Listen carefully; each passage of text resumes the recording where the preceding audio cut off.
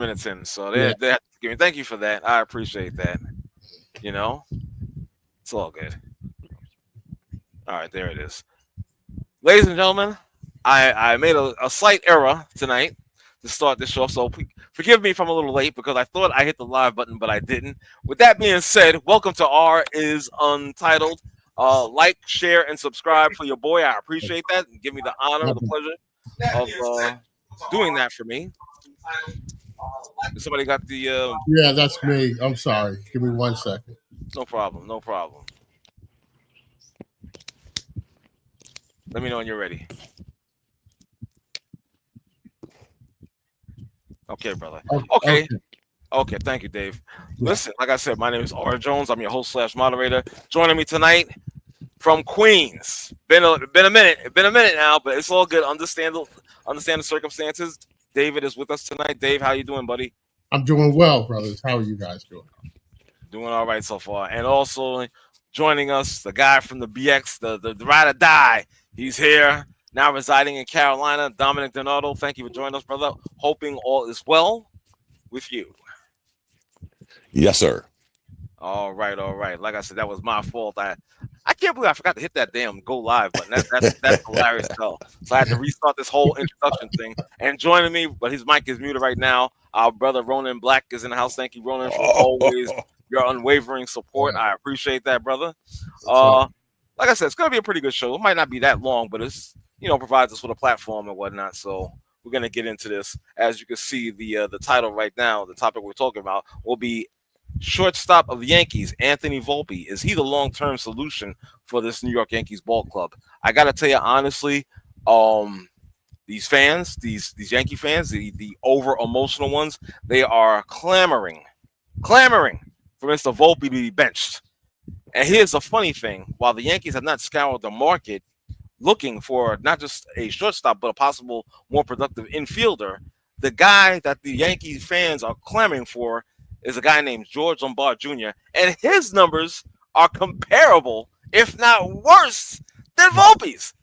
What's going on here? What I mean, what's happening here?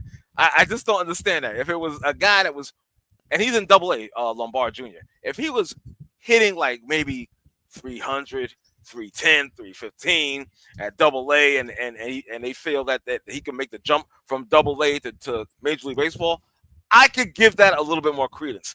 But a guy that's hitting worse at Double A is getting more props? That doesn't make any sense to me. That doesn't make any sense to me. Somebody, please make sense out of it. You can, or you can't. Well, The funny thing is, through all of this, for who did we think this guy was? Did we think he was Alex Rodriguez? Or Derek Jeter? Derek Jeter. I always say A-Rod first because he was always a better shortstop. Okay, gotcha. But that being said, yeah, the Yankees are still in the top 10 in every offensive category. Batting average, on-base percentage, runs, of course, home runs, slugging percentage. And you're picking on a shortstop that's hitting 260. I mean, what more do you want, man? I don't know. He's not even hitting 260, Dom. He's like 233. Whatever. But we're top 5 in every major category, which starts to remind me, and I hate going down this road because I don't want this to be a year-round thing. This is how Knicks fans act. Real Yankee fans don't do this shit. I'm sorry to break people's hearts. We don't do this stuff. We don't clamor for attention. We don't say, I don't want Dave on my team. The coach got to go. The hot dog vendor serving me. We don't do this as Yankee fans. We drive on, we salute the flag, and we hope for the best. And that's but like you said, there's some Yankee fans that are unfortunately Knicks fans, and they want to keep this year-round negativity, their so-called takes on everything, a narrative, and it's like a 365 thing for them, man. I pray to God for them. I hope they enjoy their life without constant stress for 12 months over some sports. Give the kid a break. Like I said, who did we think we were getting? If I could add, not as a Yankee fan, but I think fans in general, when Dom, you talk about real Yankee fans, well, I think we're also dealing with some generational stuff. Mm. You yourself, myself are, we're now the old timers in that regard. Right. And this is the TikTok Yankee fan. He's, and so they have a different relationship with Yankee history, and so I think that these younger Yankee fans, they don't really see the world as a marathon. They see it this instant. Show Right. me now and go on to the next one. Attention span is short, so win now, win, and they don't have the patience and the endurance that older fans have. Dom, you know that it goes in seasons, and that you experience a heck of a run as a Yankee fan, and now the Yankees have come back to that with the World Series appearance. These younger kids, they haven't seen the Yankees win, and so they're waiting for their turn, and they can't wait. They don't have patience. No. And so I think that may be a little bit. There's a distinction between the real Yankee fan of our era and before, and what they consider the real Yankee fan today. That's a good point, David. That's a good point. And let me just rattle off another stat, which is 9 errors this young man has made so far this year, which is, I think, league leading, if I'm not mistaken. 9 errors. Now, if we're going to talk about defense and whatnot, and like Dom had said, you had considered A-Rod the better shortstop than Jeter. Okay, so Jeter was not that great defense. I mean, he made great plays. Don't get me wrong, but he wasn't. He made great plays. Let's not get it messed up. He was very clutch in the field as well. Yeah. But at the same time, statistically, with the errors, I mean, he was no vacuum. He wasn't an Ozzie Smith. Let's call it for what it is. But again, because of the offense, maybe Jeter got that pass. It's the moment too. Right. Jeter made some plays. He did. In the moment that ALCS game in Oakland, where he throws out the other Giambi, I think it was. Mm-hmm. I still think he was safe. But anyway, Jeter has come up big. Right. And so you may tend to overlook some flaws in the defense because he was a clutch defensive player. And he was very heady. He was very bright. Indeed. So he knew how to position himself to be in the best position to make that play. That play that I was just talking about, if you ask Jeter, he says that that's something that he worked on, and he knew the position to be in to make that play. And so that's where some other players, they might have a slicker glove, but they'll make every play that they have to make. But Jeter made those plays in those moments, and that's what people remember him by. Of course. Uh-oh, look who's here, joining us a little bit early. My man, the Bishop. Your mic is live. He must be wired up. Yeah, he's wired. But let me say this before we go to Bishop. Yeah. Volpe's in some good company. Because guess who's ahead of him in errors? Who? In Major League Baseball. Who? Manny Machado, De La Cruz, Miguel Vargas, Austin Riley, Jose Ramirez, Max Muncy, C.J. Adams. That's just to name a few. And the kid, Edward Sarvez, whatever his name is. Okay. The kid that was, I think, not caught. The one that they was talking about, his mother. Okay. So there's a good list of people with more errors than Volpe. Some of them are all-stars. How about that? Exactly. Like I said, guys, what did we think we were getting? I mean, how many good shortstops are there in baseball? Let's try that. Yeah. Right. Well, I like the kid. I like the kid on Cincinnati. A little cocky, a little flashy, but I like him kid, as well. Man. Exactly. Yeah. He's what baseball needs. Him and Jazz and Yeah. Even Soto with his goofy ass. Nah. They're what baseball needs. The stiff shirt shit. Mm-hmm. Nah, we got to get beyond that. Exactly. I just thought it was kind of ridiculous. These fans are calling for his benching and whatnot. I'm like, come on, man. This guy has. I mean, the young man's like what, 23, 24, something like that, if I'm not mistaken. He's not even into his prime yet. So I'm just like, yo, stop the nonsense. Have a little patience. Cut the guy some slack, and stop rooting for the guy in Double-A to take his starting job away when the guy in Double-A isn't even hitting more than Volpe. He's 24 years old, Okay, so Volpe's 24. LeBar Jr., I'm like, come on now, stop. They need to stop. Bishop, thanks for joining us tonight, man. Your mic is live, brother. Hope all is well with you. Yeah, everything is good. Can't complain. Always a pleasure, brother. Just talking about the Anthony Volpe situation, asking that question: is he the long-term solution for the Bronx Bombers? Yeah, I'll defer to you guys. Okay. Dom is here, so he can speak. he can speak to it intelligently. Not so sure about some of the other panels. You know what else I mean? Oh, here we go. You know what else? Whoa! What the hell is that supposed to mean? We might as well skip over the sports and just get to the ugly portion of the show. But you know what I'd be thinking, guys? Like, again, who do you replace him with? I already discovered the guy in the minor leagues ain't the answer. So, are you going to trade for another shortstop? Who is that guy? I always say it. Exactly, but there's nobody Who is there. the guy? There's nobody there. It's like the Knicks. Let's fire our coach, but who's the coach? Who's going to be the coach? I mean, I know that's another subject, but this is what I mean. You jump the gun, but you ain't got no bullets in the gun for when you run out of bullets. You just sit there dumbfounded, like shortstops, like all-star shortstops come around every. No, it don't happen, guys. Give the kid a break. I kind of like him. I guess I accept him. Well, for what he is. I mean. And that's it. Before you move on, something you said just reminded me of a memory that years ago I used to be a part of ALL.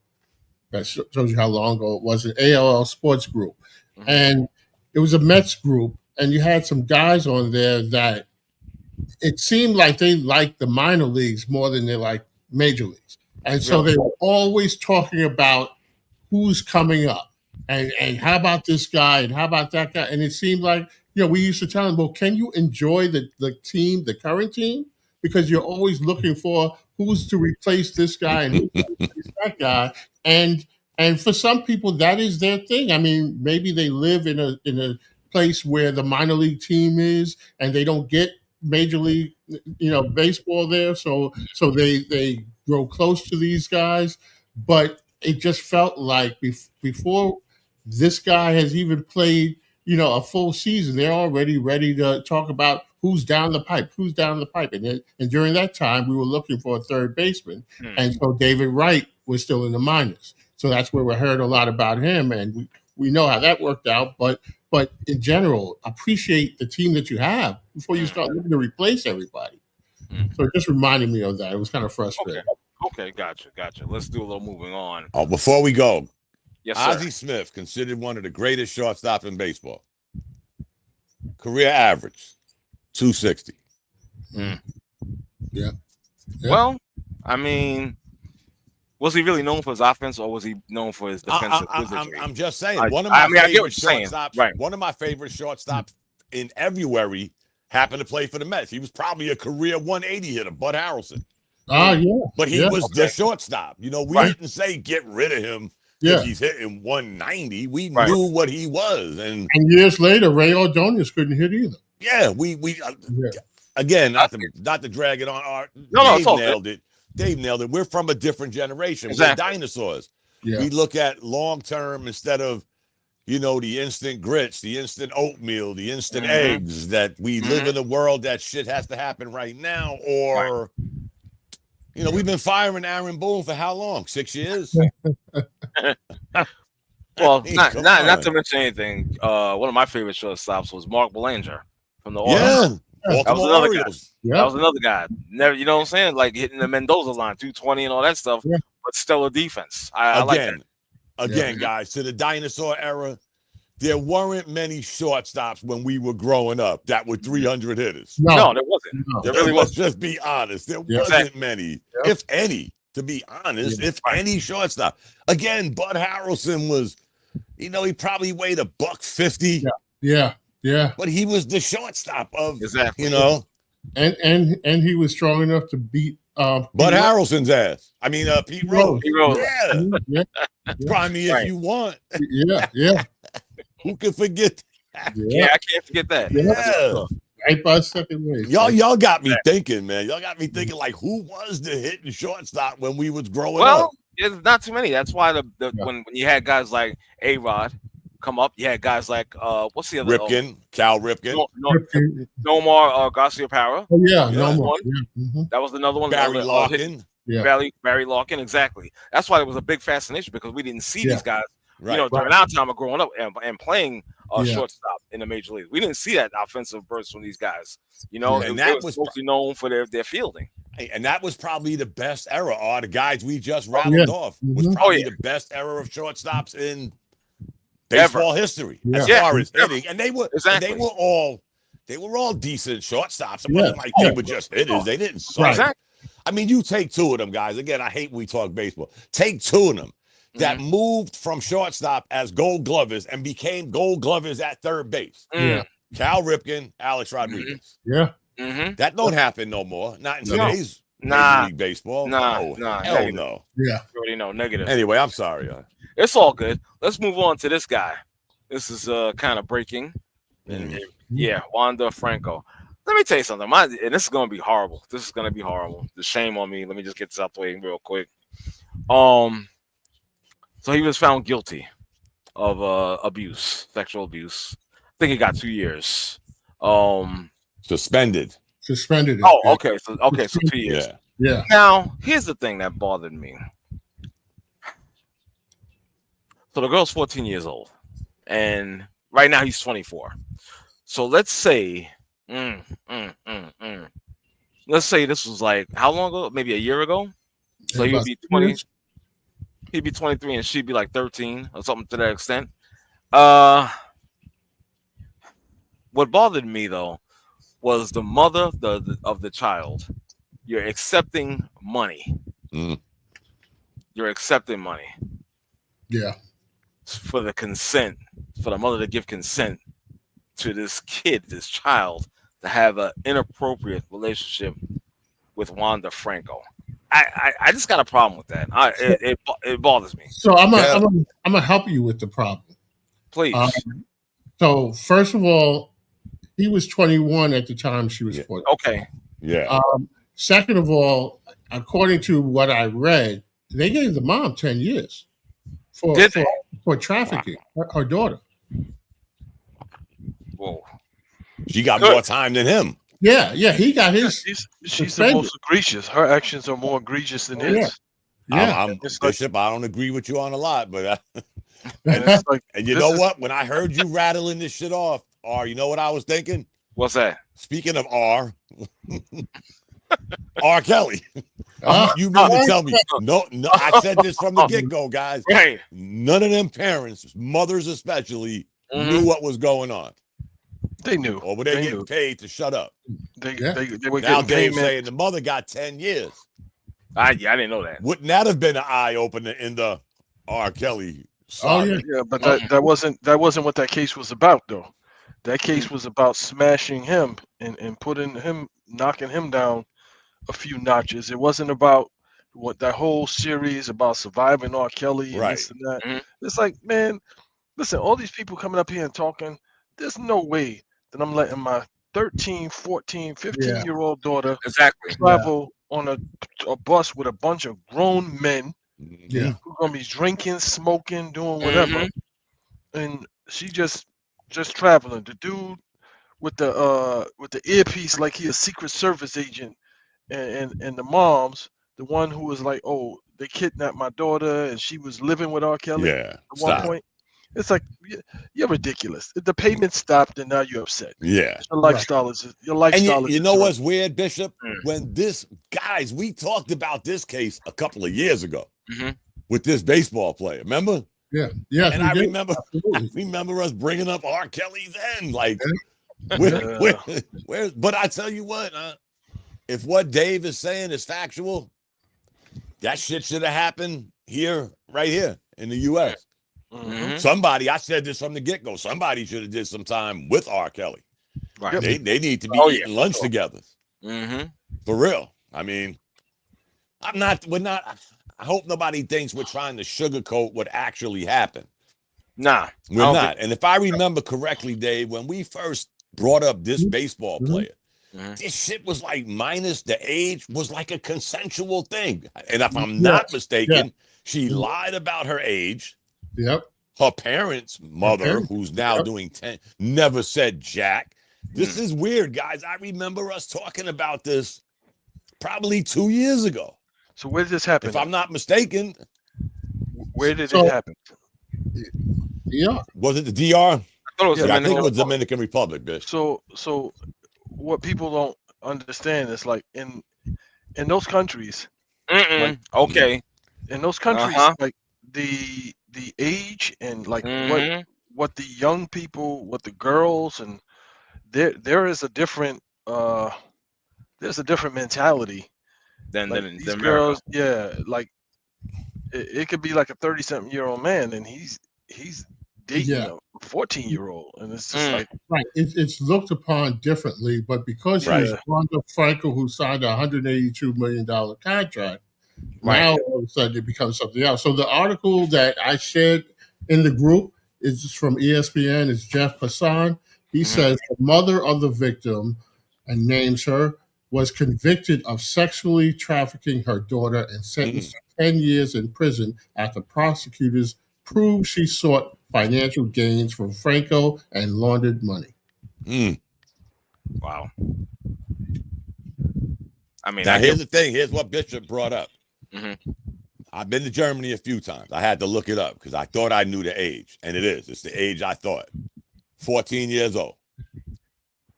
Consensual for a female in Germany. In Germany, okay. In Germany, 14 years old. Wow. Now, I don't know the DR. You could probably search it.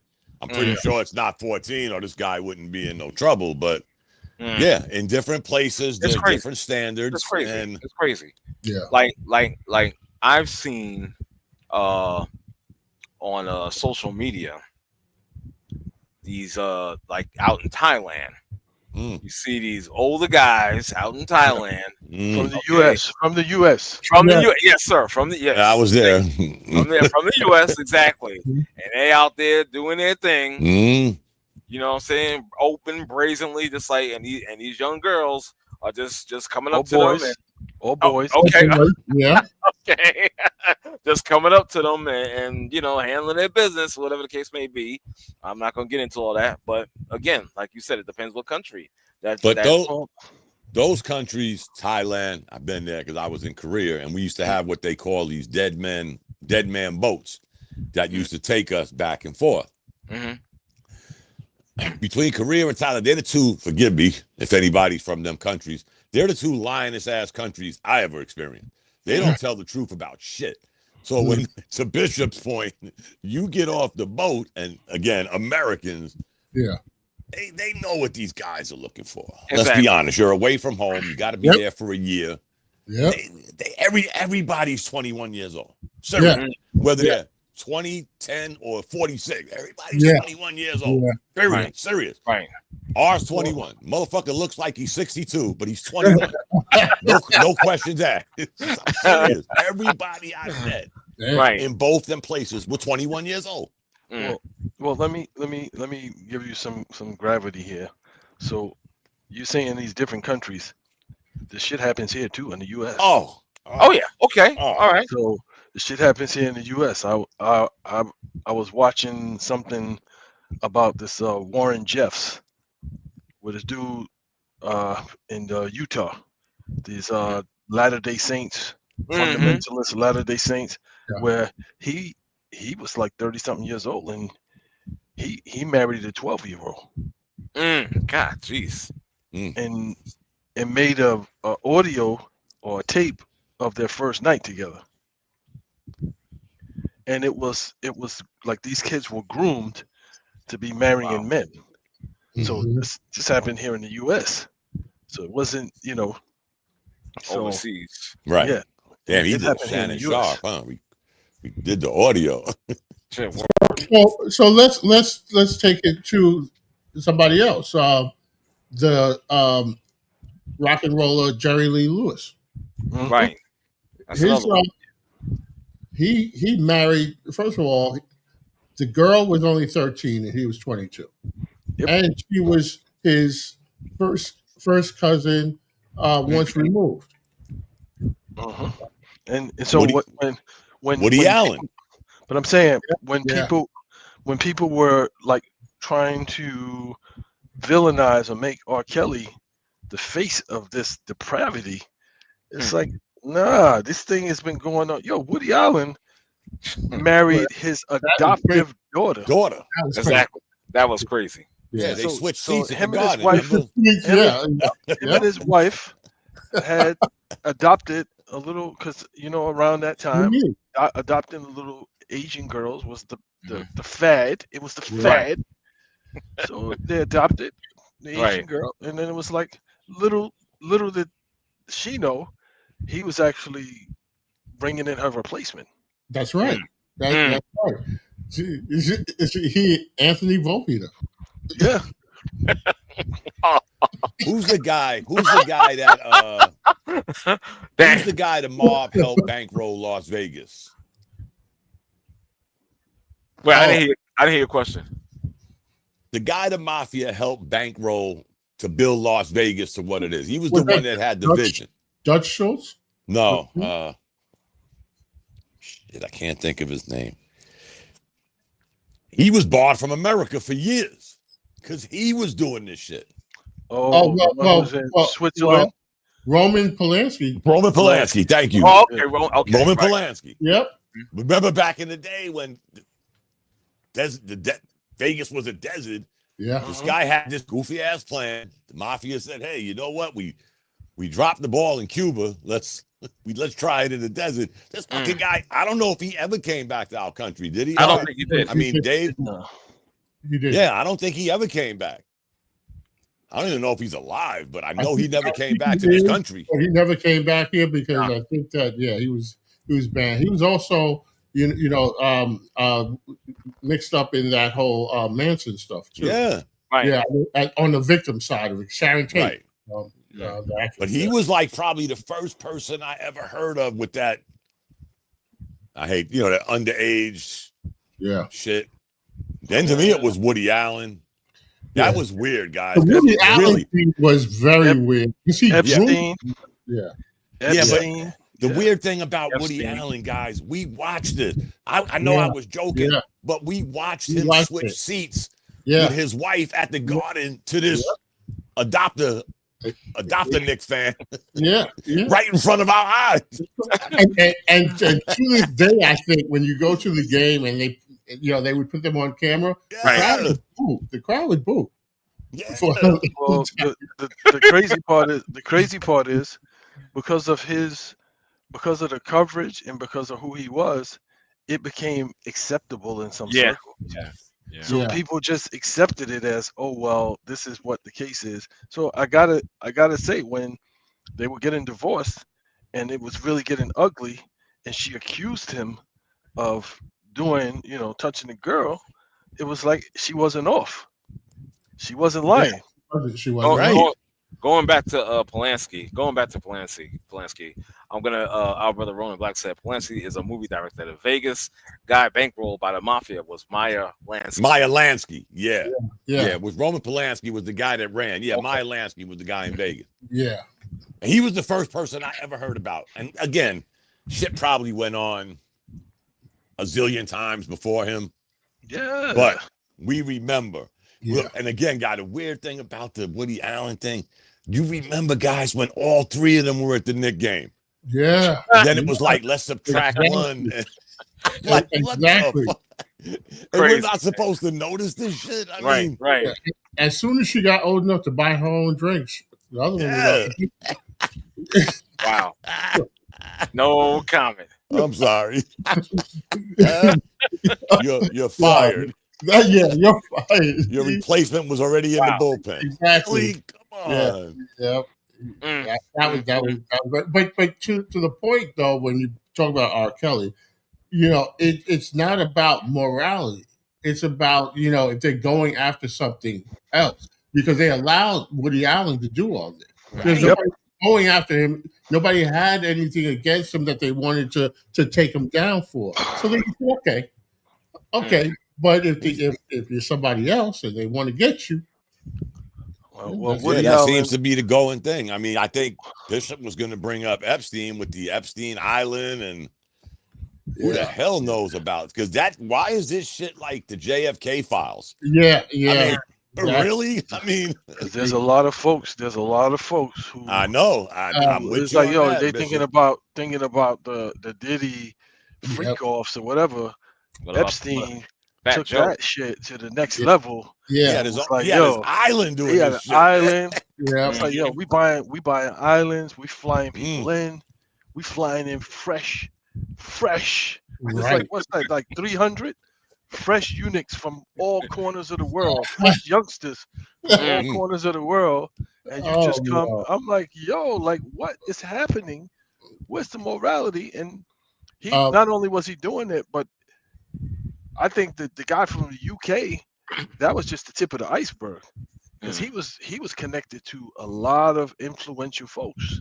Yeah. A lot of influential folks, and the crazy part is when Elon Musk was having his temper tantrum, he was like, "Yo, the reason why we'll never see the Epstein files is because," and I'm like,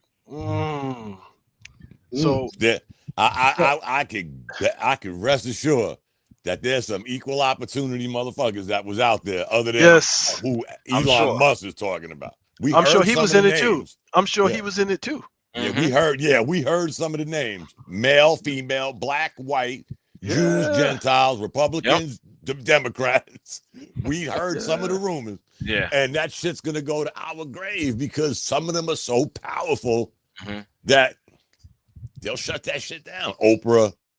I'm just saying Oprah like the power. I ain't say, but y'all know what I mean.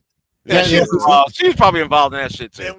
Come on. Like the Harvey Weinstein thing. Harvey Weinstein was her buddy, and then all of a sudden, everybody forgot that they was dogs with Harvey Weinstein. Really?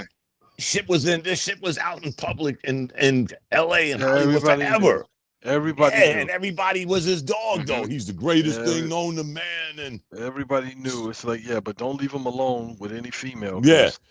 I think he invented the casting couch. So I think he got the trademark on that shit. Try it and not pay him. He gonna sue. What if I still say now you have Siemens furniture? Hey, Dave, yo. Oh man, stop. Dave has definitely got his shovel out tonight. Dave has got his shovel. He's got his gloves on. He's got his boots. I mean, sometimes, guys, off the sports thing, sometimes you really got to scratch your head. I mean, Dave brought it up earlier in the show. We're all at a certain age where, thank God we are, because we're probably the last of the Mohegans that don't believe shit. We're not. You hear something and we're gonna run with it because R said it and it's gotta be gospel. We're the last of the Mohegans when it comes to that shit. Yeah. Everybody else is like, you're right. It could be right, Dave. I mean, I told you about the Diddy stuff. I'll run with it. Y'all ain't believe me with the whole Diddy thing. I'm like, ain't nothing happening to Diddy, dude. I didn't think so. I hate to say it because I hate that son of a bitch, but like, yo, I wouldn't want him dating any of my sisters or my daughters or whatever. But it's like ain't nothing happening to that dude.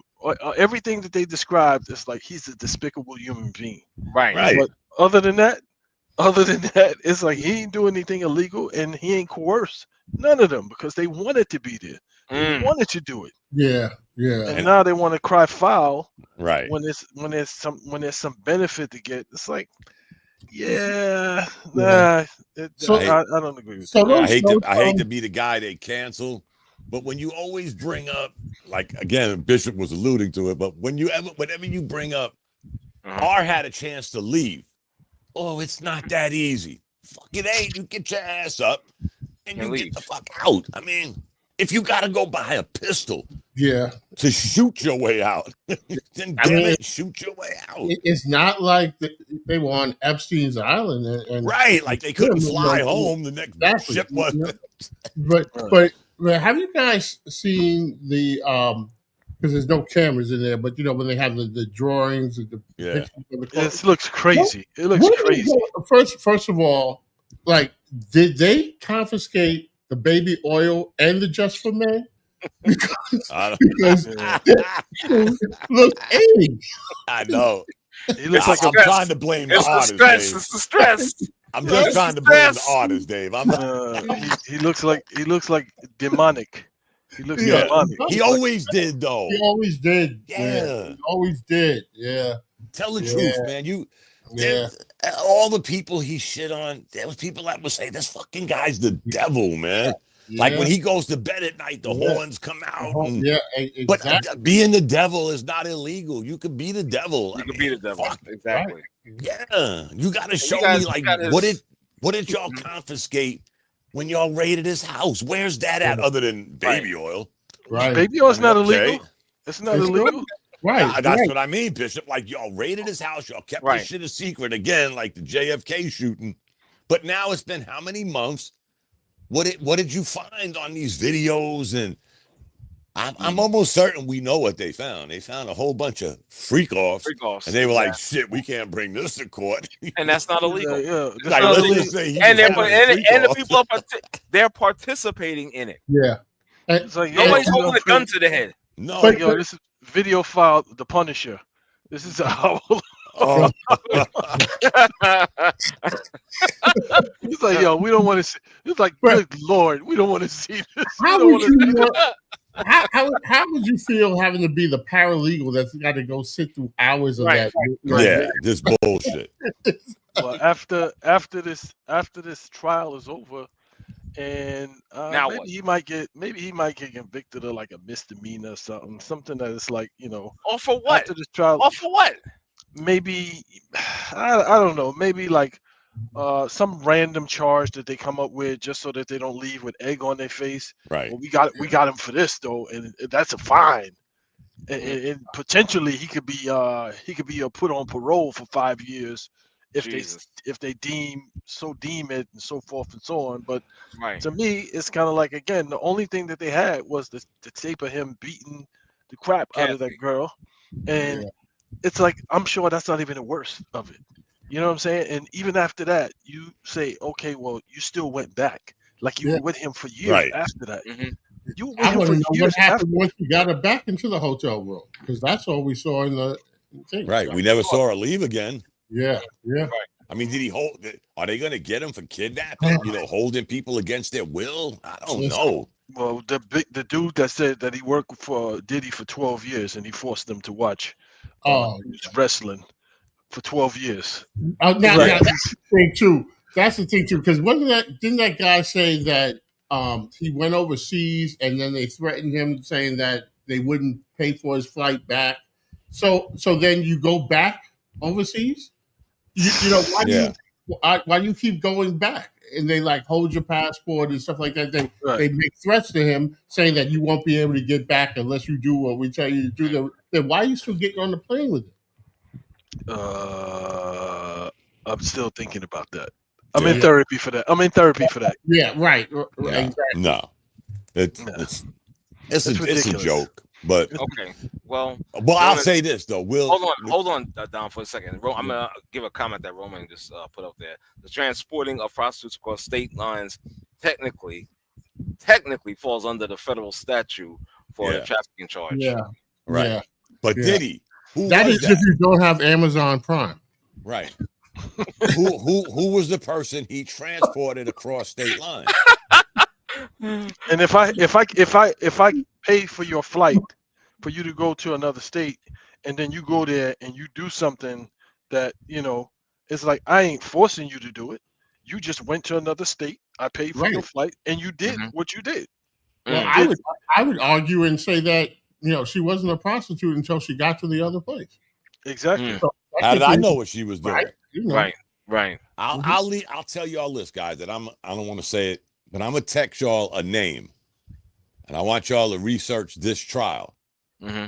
It's in that realm, and I knew this guy. Mm.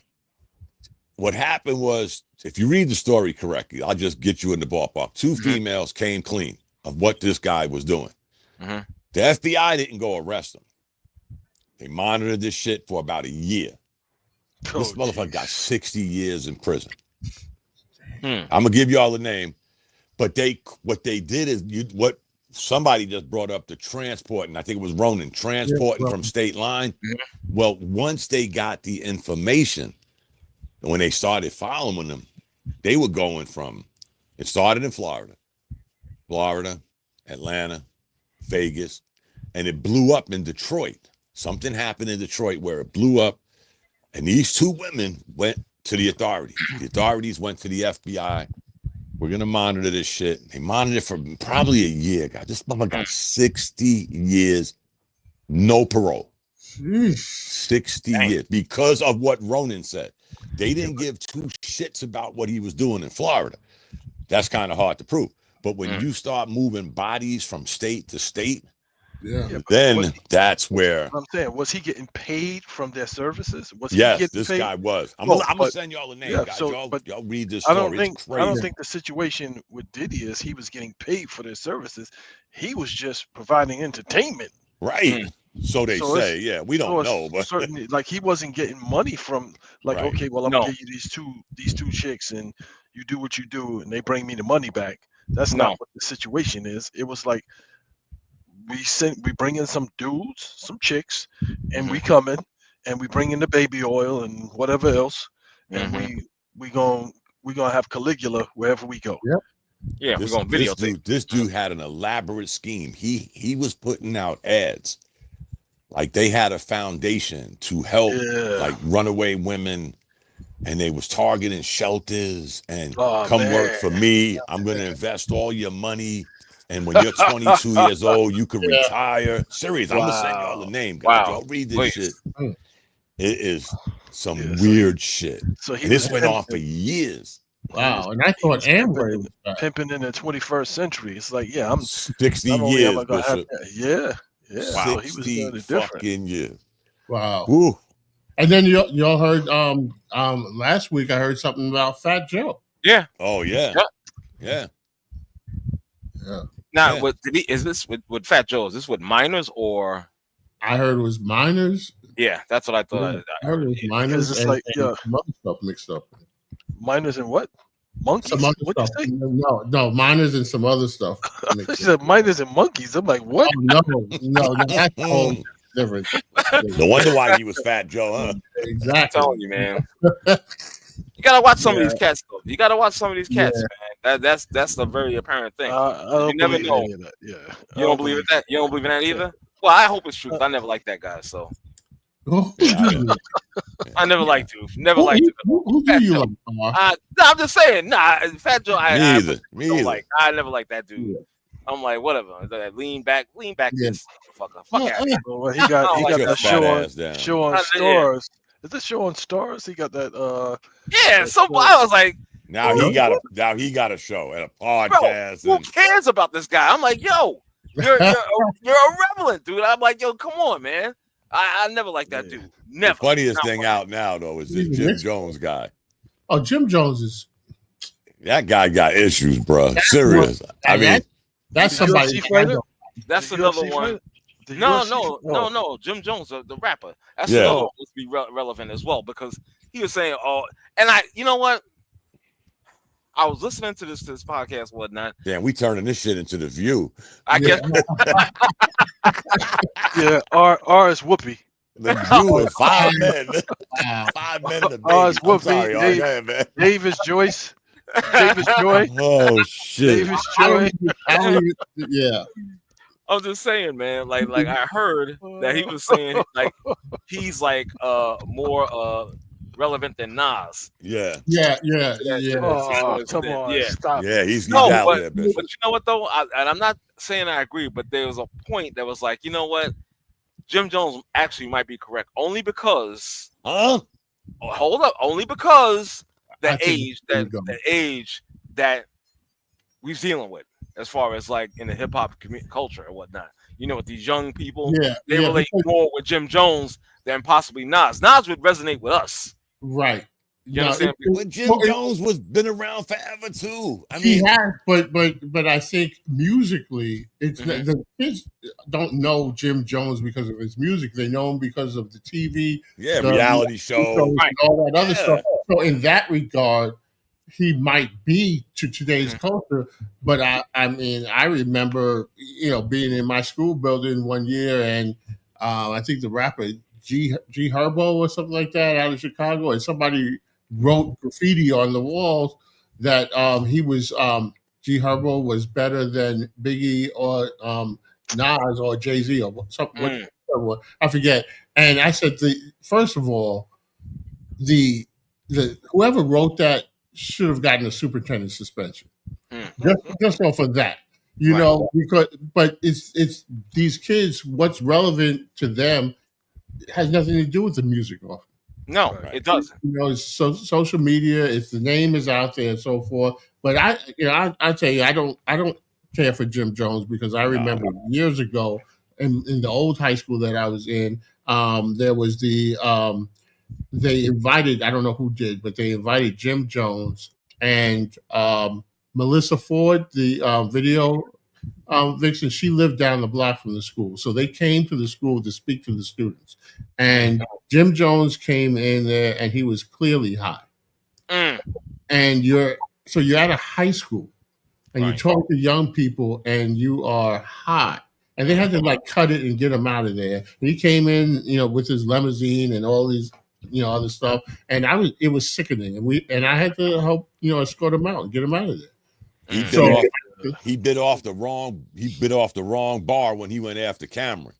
Cam, you're that Cam and May show. yeah, Well, Cameron, y'all know. I mean, I'm not He's an into idiot. all of that He's no more. an idiot. Cameron is an idiot. Yeah, but he went right for this guy's throat. yeah. Like, you sitting here still talking about you from Harlem and Right. we used to invite you to the house so Right. you could eat, and we used to give you rhymes, and this fucking guy went on like a 30-minute soliloquy. I'm Damn. like, Yo, Yeah. Bishop, why you call homeboy an idiot, man? Cam is an idiot, dude. Like when oh he did man, that, I like when that. he did that. No, I'm saying when he did that interview, when the thing dropped with Diddy and Abigail, the woman from CNN was interviewing him, and I don't know why they chose him for her to interview, and he was eating a bag of potato chips, and, Oh, like yeah. smacking, and like he's like, yo, why you asking me all this? I don't know what he be doing and this and that and blah, Oh, blah, blah. yeah. It's like, so why'd you come on the interview if this is how you were gonna behave? Like, why'd Right, you come? right. And it's like he's that guy. Like, so 50 Cent is petty. He's Yes. he's the lower version of a 50 Cent petty guy. Mm. Because it's like, yo, he won't let it go. And I got it.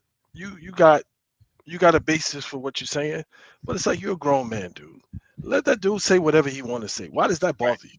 Why does it bother you? Yeah. Why is I it like, I like that show they do though, him and Mace. It is what Yeah, it but is. it's like, yo, Yeah, why because does it it's bother about sports, and it's Right, two yeah. goofy guys talking sports, and Right. then they got the girl sitting in the middle, like the poor girl on First Take. Oh, You know.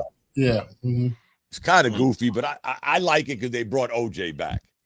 They Mm. made OJ relevant in football again, so I kind of dug that part. Yeah. I mean, I know people still hate OJ, but I was like, man, give OJ some air, man. They put OJ in jail for stealing his own shit. Mm. Yeah. It's that not one stealing. It's not stealing if it's yours. No shit, No, Bishop. Somebody stole it from him. He just Yeah, somebody Yeah. stole his shit and he went and got it back, and he ends up in jail. Not to Really? worry. Not to worry. In a few more years, you'll be watching TV, and one of those paid advertisements will come on, and they'll probably have the O.J. Simpson Gensu knives. Oh, man. Is it still too soon? Or ad for sneakers jumping over luggage, right? Yeah, or some gloves. Some gloves. Some of Or gloves that don't fit. Buy some those, new ones. Right? some of those copper fit gloves. Some of those copper fit gloves. O.J. copper fit. See, O.J. and copper fit. here's the weird thing. You know my boy Steve Azul. he texts me all the time before the shows. Dom, when these guys gonna get to this unhinged portion? I said, patience, patience, patience. Now today he's not here, and we're. Well, I reached out to him and I asked him. I reached Yeah, out. I same always here, do. same here. I know you do. I did as well on Twitter. You know, Wow.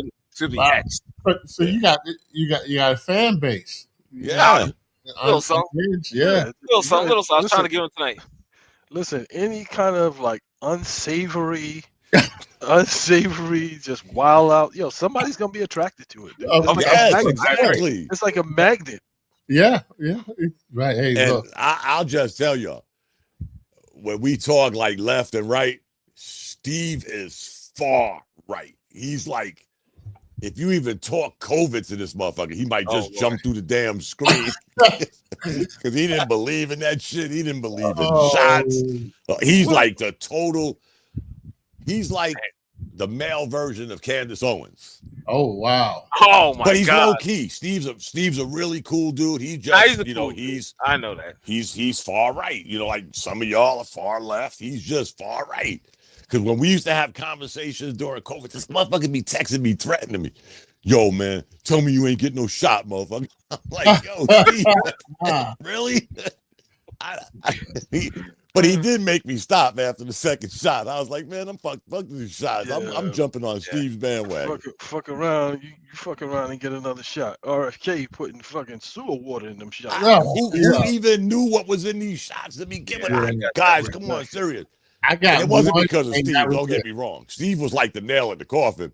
But he made me think like, shit, I remember, again, not to go far off the base with politics, but I remember Kamala Harris and Joe Biden saying, I'm not getting the shot as long as this guy's in office. But then y'all wanted everybody to get the shot. You threw motherfuckers out the military for not getting the shot. And I'm thinking of Steve the whole time. Damn, Steve getting ready to move from Jersey to Florida. He's like done with this shit. I'm like, man, Steve, pump your brake. That's why he's doing what he's doing, He's always, traveling. And I love him, man. I've known Steve for probably 12 years. Okay. He's a great dude, man. Don't get me wrong. I don't judge nobody by their politics, but he's a stellar dude. But he just believes in, like anybody else, he believes in what he believes, and you ain't talking him off the bridge. Well, God bless him, man. He's been very successful. Good young man, lost a lot of weight, looks healthy, and he's enjoying life, man. I love that about him. I don't know if Bishop's seen him. I think he probably. I don't know. I think it was Bishop, always the time Bishop wasn't on. Steve. I may have been on. At one point. I think he might have been on at one point. Yeah, for sure. Hey, he's a stand-up dude, man. No, I know that. I love Steve. He's a funny dude at the end of the day, man. Because he'll have you laughing. He loves the Knicks, unfortunately, but yeah, I didn't mean to stir up the pot no. on this whole Eric Adams thing, but I'm just doing the math, and if I look at all of the eligible candidates, right, he's the best of the worst. Thank you. You know what? Took the words right out my mouth. Not for nothing. That was an excellent point. I was like, you know what? I say he just might be right in that assessment. I'll give it to you. I'm like, who that guardian angel dude? Sleep what? How many times has he tried this? Ain't nobody messing with that dude. No. Ain't nobody messing with that dude. No. But I'll tell you what, though, and don't take this the wrong way, because I know most of y'all are liberals, but homeboy's just feeding the fire with this free shit, and we're going to have buses for free, city grocery stores, and we're going to make the rich pay for this. How many times has the Democrats run that line? Listen, I'll tell you, I'm less liberal than I was years ago. 10 years ago. Me too, Dave. Yeah, the older I get, the more I'm starting to feel like get off my lawn and all that. And these young whippersnappers, all this stuff. Yeah, I don't have a lot of patience. Y'all do know, not to interrupt Dave, you do know what Steve calls me, right? What? Steve Azul calls me to get off my lawn guy. He been calling me that shit for years, man. Don't mess with Dom's lawn. I know he cuts Exactly. it, but don't mess with his lawn. He'll get you. Right. I'm just right. like you, Dave. There was probably 10 years ago I was more. Yeah. But I learned a valuable lesson. And you take it for what it's worth. I'm just talking Dominic. I learned how to vote for my military and my money. Yeah. And that's how I think I started That's it. leaning further and further away from the left with the freebies and shit. And what really threw me for a loop, I actually wrote Bernie Sanders when he was on that push for free college. Yeah. I wrote him. I said, Bernie, you do know we do offer free college in this country. We do. You only got to serve 3 years. Other countries make you serve 3 years. Yeah. We'll have you volunteer for 3 years and give you 6 years worth of education. You think he wrote me back? Hell no. So Still ain't heard from him. So the thing, like, I'm neither liberal or left or right because it's all the same. Pretty much. It's all the same. Pretty much. One will tell you, ask you how you feel, what's your thoughts about it. Let's hold hands. Let's work together. Let's do this. And the bottom line is, it's still going to end up to their advantage. The other one will approach you with, I don't care how you feel. I don't want to know what your values are. I don't want to know this is what I'm doing. And if you with it, you with it. If you're not, you're not. And at the end of the day, it's going to work out another way. So they both don't have your best interest. No, I just think the left has gone so far with certain agendas that they've been milking. And you know what? I say, God bless you, ride the horse that got you there. But when the horse got your ass whooped 6 months ago, you would think maybe we'll change some of our rhetoric, our platform, whatever, But they haven't. But they haven't. I mean, they offer you the same shit. No, but again, Bishop, if it wasn't working for me, I'm just gonna say me. If I'm Gary Sanchez and I can't hit a curveball, then what am I gonna concentrate on? Hitting the curveball. They're not doing that no more. They're into fear. They're into the race card, transgenders. This shit don't resonate with every American, guys. That's all I'm saying. I'm not when you look at sides. But I'm saying when you look at, you don't hear the right do that shit. Like when Bishop you look said, they're gonna tell you what they're saying, and they're not gonna leave no room for interruptions. But when you're sitting here telling me that men should be in women's sports, that shit don't resonate with everybody. I know it don't resonate with me. I can only speak for myself. But I'm saying, who do you think is pushing that agenda? Why we even having a conversation about it? It's both sides.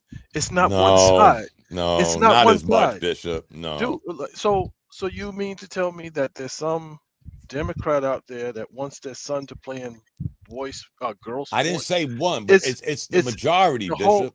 So in order for these things to even come up in conversation, like the same-sex marriage and all of this stuff, you have to have consensus from both sides. Both sides have to agree. So, but with there's all too of much the, from one side. With Bishop. no, both sides have to agree. So I'll give you a prime example. I agree with you. They put up a front and say this side is left, this side is right, this and that, blah blah blah. We can't come to any sort of impasse on anything. Let one side supposedly come up with a law that will give alternate lifestyles more rights, alternate lifestyles benefits, alternate lifestyles this, that. They'll start talking about it on Monday, and by Thursday, the paperwork will be on the president's desk for him to sign into law. So that means that both sides have agreed to. I don't think that'll happen, Bishop. No, because I will say it has already happened. It has already happened. There's another divide, whether we see it or not. There's like straight up hatred on both sides. Don't get me wrong, but on the left, their hatred has become where even facts don't matter. They don't matter no more. It's what we say because I don't like you, or I don't give two shits about you. So whatever That's you're both doing, sides. That's and both if sides. no, and if you, I'm talking about right now, Bishop, and the prime example of this fuckery is the shit that's going on in Iran. Y'all want to sit here, CNN, MSNBC, like y'all got more intelligence than our government, our spies, our Secret Service, because y'all don't like how it happened, when it happened, and who did it. And y'all never even tracked history that these bastards have gotten away with shit since 1983. If I'm not mistaken, they were the first country ever designated as a terrorist state. Yes. Iran, who killed 240 Marines, countless Americans in Iraq, countless embassies. They have gotten away with literally, guys, no joke, murder of our people. And you want to sit back and question whether this shit was obliterated, whether it was bombed. Do you even know, CNN, MSNBC, what a fucking bunker buster is? I always say this, guys. The greatest training aid I ever had in the military was Saddam Hussein. Half of the shit we created and we enacted was thanks to him. The bunker busters came from him because there was rumors that he had caves 10, 20, 30 stories underground. So we're going to invent these bunker busters that go in and y'all all heard the analogy flash to bang, right? Where you see a flash and then a couple of seconds later you hear the bang. Well, this shit went so far underground that you saw neither one. All you saw was eruption. But you're going to sit here on TV because you hate somebody that much that it's almost like you're saying, I'm hoping they didn't obliterate Irene's nuke sites. I'm hoping they didn't do this. Why? Why would you even sell that narrative to anybody when you don't even know? First of all, there's a million different agencies that are going to go in, research, assess the damage, come back with their report. Now, whether you believe it or not, that's another story because we'll get into who's telling the story, whatever. But when Iran themselves come out and say, you know, this shit put us back, you know, we don't even know how far.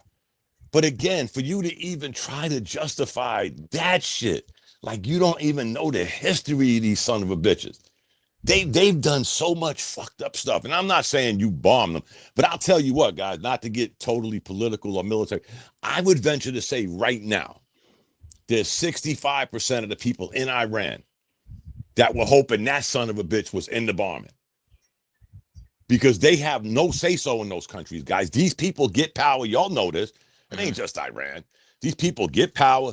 They never unleash it, and their country goes to shit because you're going to do what I say, when I say it, how I say it. Yeah, so there's people in that country that are like, this fucking guy got to go. But y'all ain't got the heart to take him out. So but I'm saying, Dom, if he goes, then there's going to be somebody else that replaces him. I don't think so. Bishop, not it's been that. How long has it been? Yeah, but I understand what you're saying. You said 83. You said 80. You said what? What year did you say that? 83. 1983. So how long has this one guy been in power? Too long. I forgot exactly how long. Right, but I get what you're saying. When somebody dies, he followed somebody that did what he's doing. Exactly. So it's but like this is what I was going to say, Bishop, not to cut you off. I think things have changed so much in the Middle East, just like it did in Iraq. We're the ones that dropped the ball with the regime change in Iraq. Our government decided to go get somebody that was exiled from this country for a zillion years. You want to bring him back in. You overlooked all the good people. Not everybody in Iraq. Not everybody in Iraq's military was bad people, scumbags. They were following orders. So when the dust settled, they were waiting for us to say, hey, we need your help. We do. We need your help. How about we let y'all and we all get together and we decide who's going to take Dave's place? We didn't do that. Big Bad America said, we're going to put Bishop, who ain't been in the country in 25 years. Here's where the insurgency came from. You know, they didn't do this shit because they hated us. They did this shit because they were pissed off. And our country came in with their bully mentality and going to tell us who they're going to put in charge. And that's what leads me to say, Bishop, that I don't think that happens anymore. I think these countries that have been starving for this shit are going to step up. Libya is a prime example. When they killed Muammar Gaddafi, they moved on. They weren't into this regime shit no more. They done moved on. So I think the Middle East, I'm not saying they're totally one way. No, but I think that they've been so starving for change that I don't think we're going to see that 20, 30 year shit no more, man. Again, Iraq, Libya. Muammar Gaddafi was bin Laden before bin Laden. I know y'all know that. He was like our first pain in the ass when it came to bombing and doing shit. So he got what he deserved, but he got it from his own people. We didn't kill him. Nor did we kill Saddam Hussein. His own people killed him. Muammar Gaddafi, the Syrian people killed him, not us. We may have led them to the water, but they actually killed him, and they went on in a different direction. And God bless them. I mean, I don't know. We in America, we never see that shit. We may not like this guy or that guy, but we don't see that kind of. I'm just saying, guys, you venture out to these other countries, like when we were there in hostile situations, fucking Afghanistan. I'll be quite honest. They didn't know what the fuck they was doing. Their government, they was just, fuck it. These guys are going to be here forever. They'll fight off the Taliban forever. And as soon as we left, what happened, guys? These motherfuckers went right back to being in charge. Like we were never there. So they were right. They waited us out. They waited us out for 20 years and said, all right, Arda went home. We're back at it. And it's the same shit, guys. I mean, it's fucking sad, but I'm sorry. I didn't mean to. That's all right. That's all right. It's all pathetic, actually. Shit that we don't appreciate in our country. Stop watching the news, Dom. I don't watch the news, Bishop. Not one bit. Stop watching all of that. Stop watching any of that because it's all propaganda. No, I don't watch the news, Bishop. I actually do research. Okay. I say what I'm saying with y'all or anybody else based on research I've done, and that's it. And some of the research is shit I've actually did and endured and saw. Like me watching people in LA. You're burning my flag. You're holding up a flag of a country you fled. That shit just make that shit make sense to me, man. You like that flag so much, and I'm not saying go home, but why did you leave? I am. Go home. Man. You're supposedly, and I'll say this, guys, because we always tend to pick sides. And I never liked Obama because of what he did to the military. He gave us the lowest pay raises in history. But I always liked what he started. He was the one that said, ain't no skipping no line. If you're an asylum seeker, go to the door to your right. If you're not, we're sending your ass home. And hence he became deporter in chief. He deported more illegals than any fucking president in history. But then he skipped the beat because he took pressure. Here comes the catch and release. Now we got people in this country that, hey, we caught you coming in illegal, being caught on August 1st. You think we ever saw R again? No. No. But he had the best idea. Ain't none of this shit sneaking through the back door. No. If you're seeking asylum, we're gonna go through the process of asylum. We're not just gonna let you come in and run scot-free, but somehow, some way, just like with the same-sex marriage. His first 4 years, he wasn't for it. I'm a Christian, blah, blah, blah. The community with the letters gave him some pressure, and that went by the wayside. I mean, I hear what you're saying, Dom, and I respect your opinion. Everybody has an opinion, but depending on who's in office, that's the narrative that you deal with. Because every 4 years we come to this impasse that there is a problem with immigration.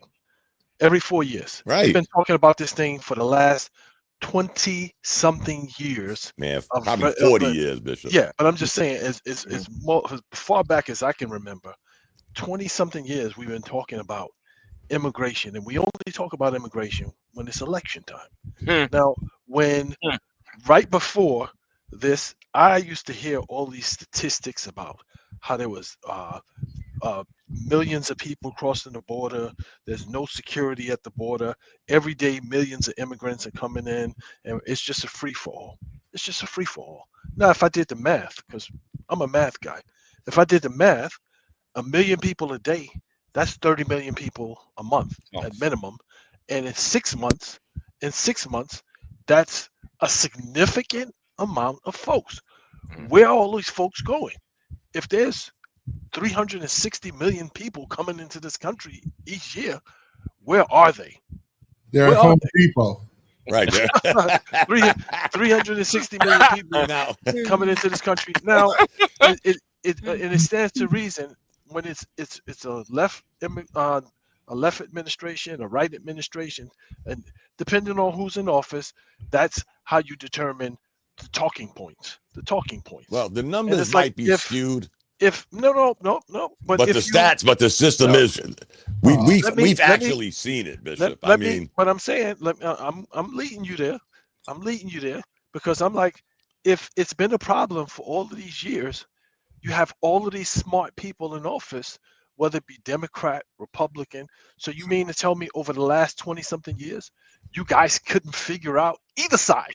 You guys couldn't figure out how to solve this particular problem? It's not rocket science. no, It's not but rocket science. We're But not again, trying Bishop, to I send gave people- you the greatest get out of jail free card with Iran. We're talking 20, 25 years. We're talking almost 50 years of these bastards doing what they're doing, administration after administration saying this, that, and the other thing. Some leaning Kicking the toward can. them, some leaning Kicking the away can. from them. kicking but- the can. Now you get somebody that bombs them, and now everybody's an Iran fan, like they're the fucking Yankees. Really? I don't care about that. I'm just talking about the immigration issue. But what I'm right? saying, Bishop, Everything is there's like like you said, after so many years, nobody had a plan. Nobody had a plan for fucking 50 years with Iran. that. So Yeah. it's weird. Don't get me wrong. I just tend to, Don't stress again. yourself out, brother. Don't stress yourself out. Oh, I on never do that, each Bishop. Trust me. perspective or whatever. Here's It the just here's the depends on- difference, Bishop. Some of the shit that I talk about is some shit again that I actually witnessed, and I don't want to see that shit again. Nor do I want anybody else to have to go through that shit again. It's we don't need that shit. If we could, I hate to keep cursing, but if we could fuck you up from 30,000 feet above ground, I'm all for that shit, guys. Trust me. When it comes to boots on the ground, then you better justify that shit. Right. And it can't be because you've been a bad boy and we told you to stop doing this shit 50 years ago. No, we can't do that shit again. Right. We right. should have learned lessons. Again, how many administrations did we go through during Afghanistan? Bush, Obama. Yeah, and it didn't matter. It didn't matter. 20 left years, or the right. longest war in U.S. Right. history. And none of these people put their heads together and said, and then when somebody did do it, it was Sleepy Joe, who had no plan. We lost lives. We went out of there chaotically. Like Bishop said, you had 20 years to think of this shit. And this is what you came up with. We fire coaches for less. Since we never got to that subject. Nobody cares. Yeah, Nobody we cares. actually fire Nobody cares. coaches for less. Nobody cares. Nobody cares. You're right, Jay. Mm. And like that's I why said, the man. Bishop. Oh, your sound went out again, Dom. Your sound went out.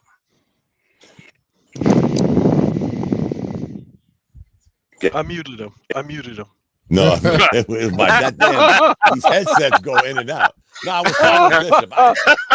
I can't stress with that kind of stuff no more, Bishop. But But I'm gonna tell you honestly, again, both sides don't give a shit. but that guy in New York where we started at. They don't.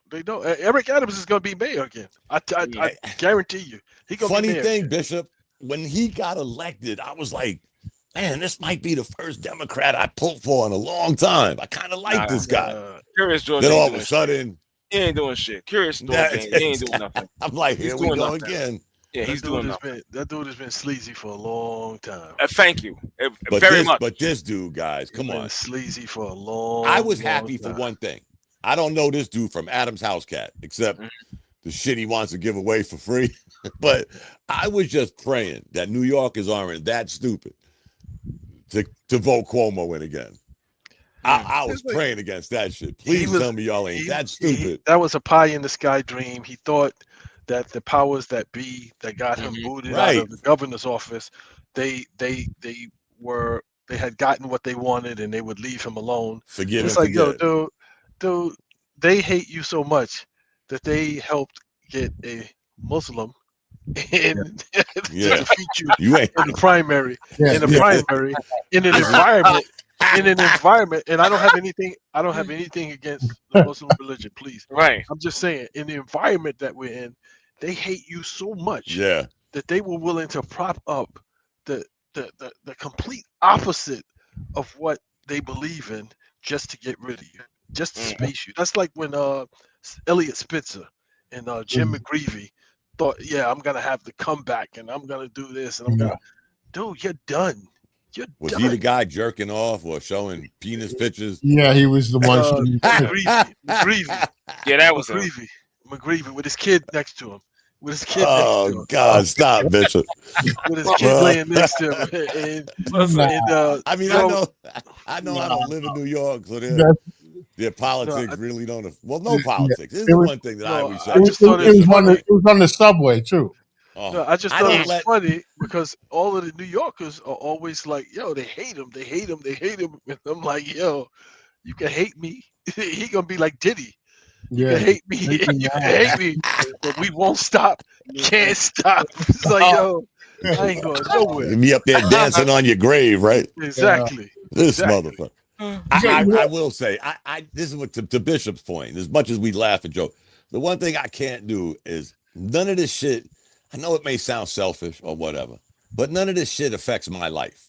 Right. That's the sad thing. Like whoever's pulling strings, doing what the fuck they're doing, I got to the point in my life where I'm gonna live my life.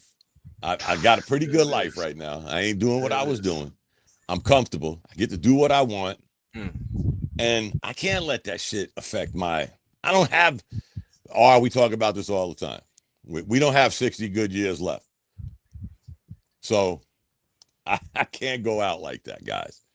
Nah, no. I'll tell you what, my last trip to PA, I saw shit that I wasn't expecting. As old as I am. What's that? Me and my wife went to PA thinking my stepdad was a little sick. He's in the emergency room. We packed enough clothes for 3 days.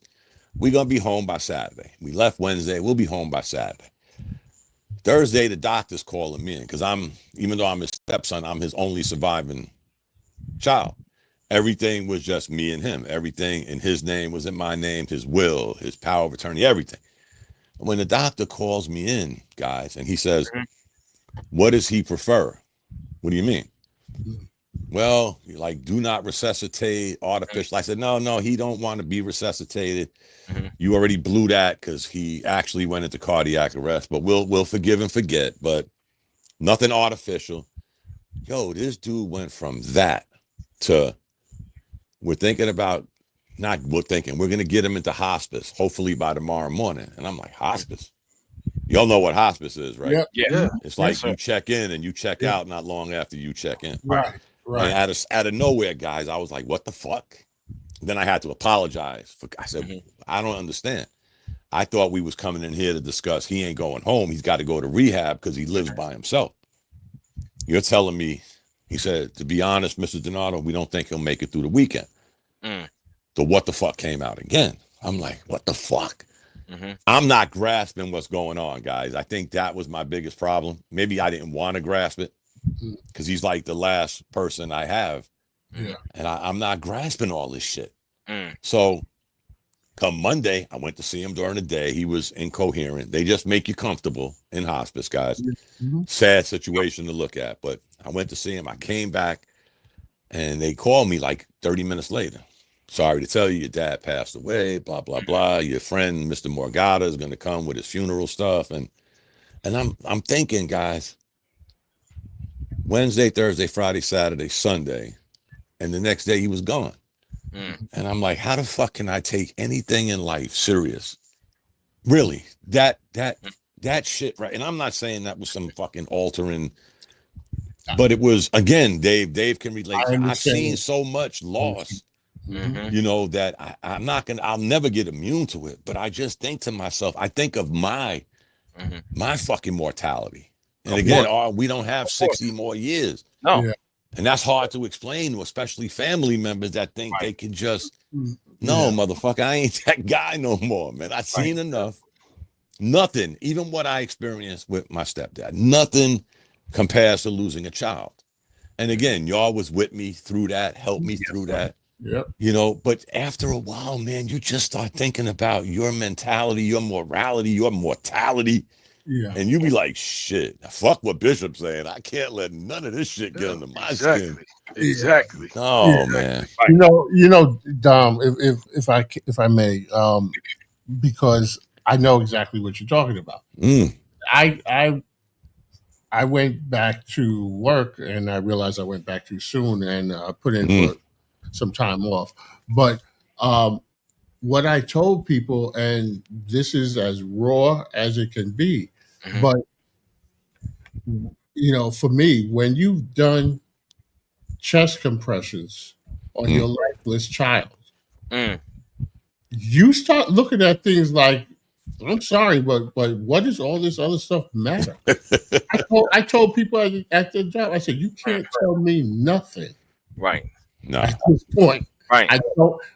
my ability, like caring and my ability are this far apart right now. Right. That's really what I was. And I said it's graphic, but it's real. Right. And so it absolutely changed me. Right. And it is what it is. And there's no coming back. And I always say this, guys, to R. Like R would text me, Dom, you okay? Dom, you okay? And one time I texted back, or I might even have told him on the phone, you know what, R, I'm okay knowing I'm not going to be okay. But I don't have to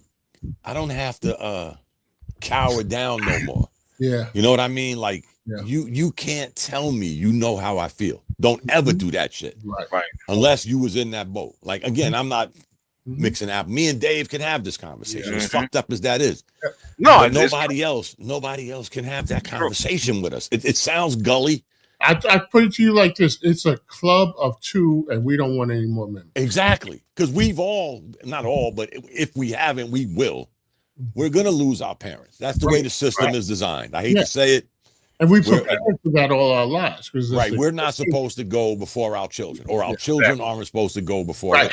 So when that cycle gets broken, there's no coming back from that shit. Guys. No. Serious. No.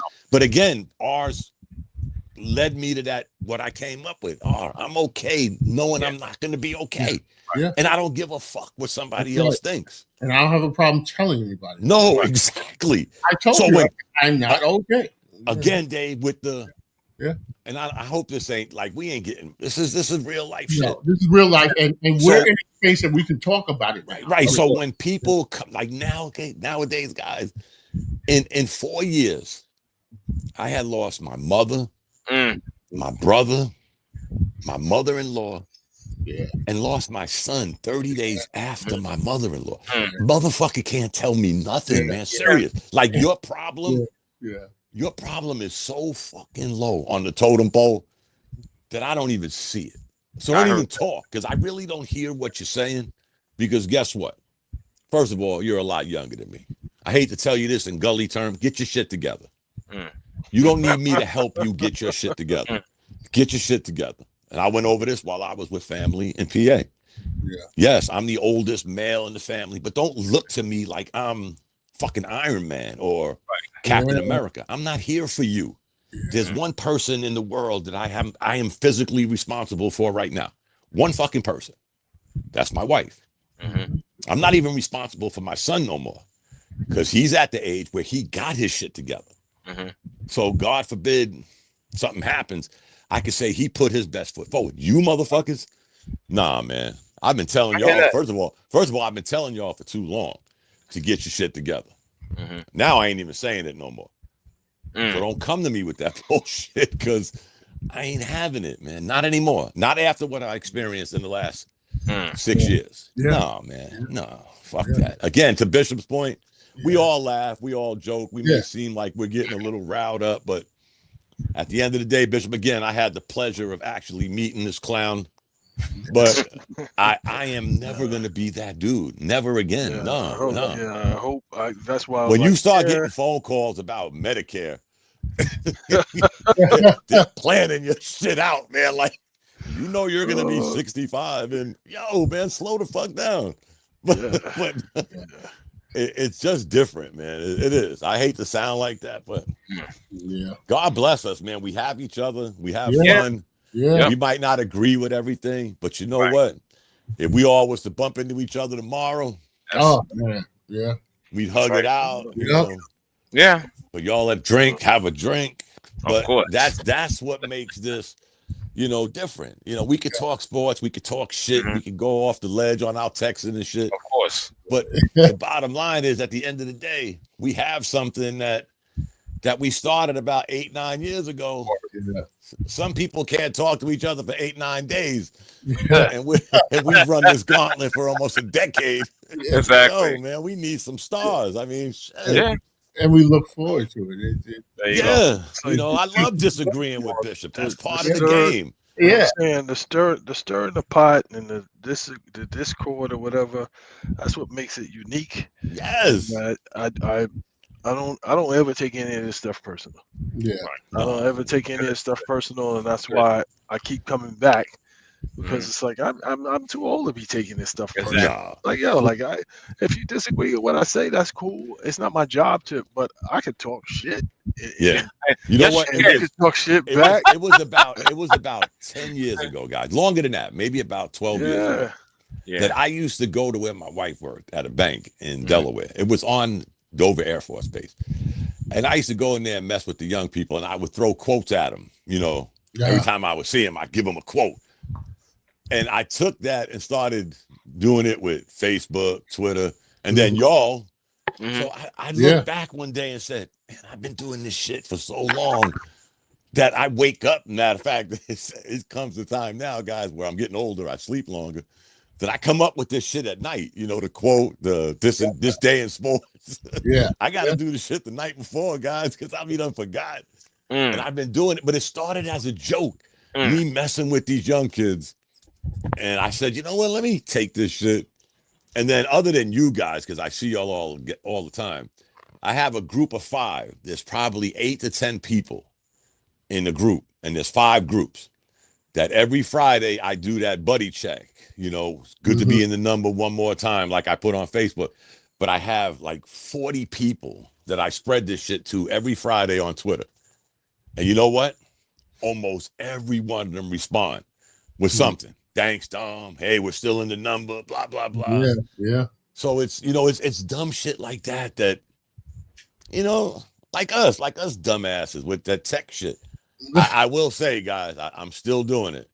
When I'm in my car, I got to mute y'all. I got to put y'all shit to, I got to put that shit to do not answer, do not respond, because the shit just keeps popping up on the screen. And I'm like, I don't want to touch it.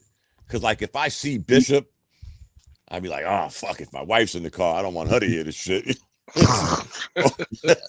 So let me skip. So I just learned how to, what is it, like silence notifications? So I just mute you guys until I park. And then I go back and read all the dumb shit. You know, Bishop is a professional pot stirrer.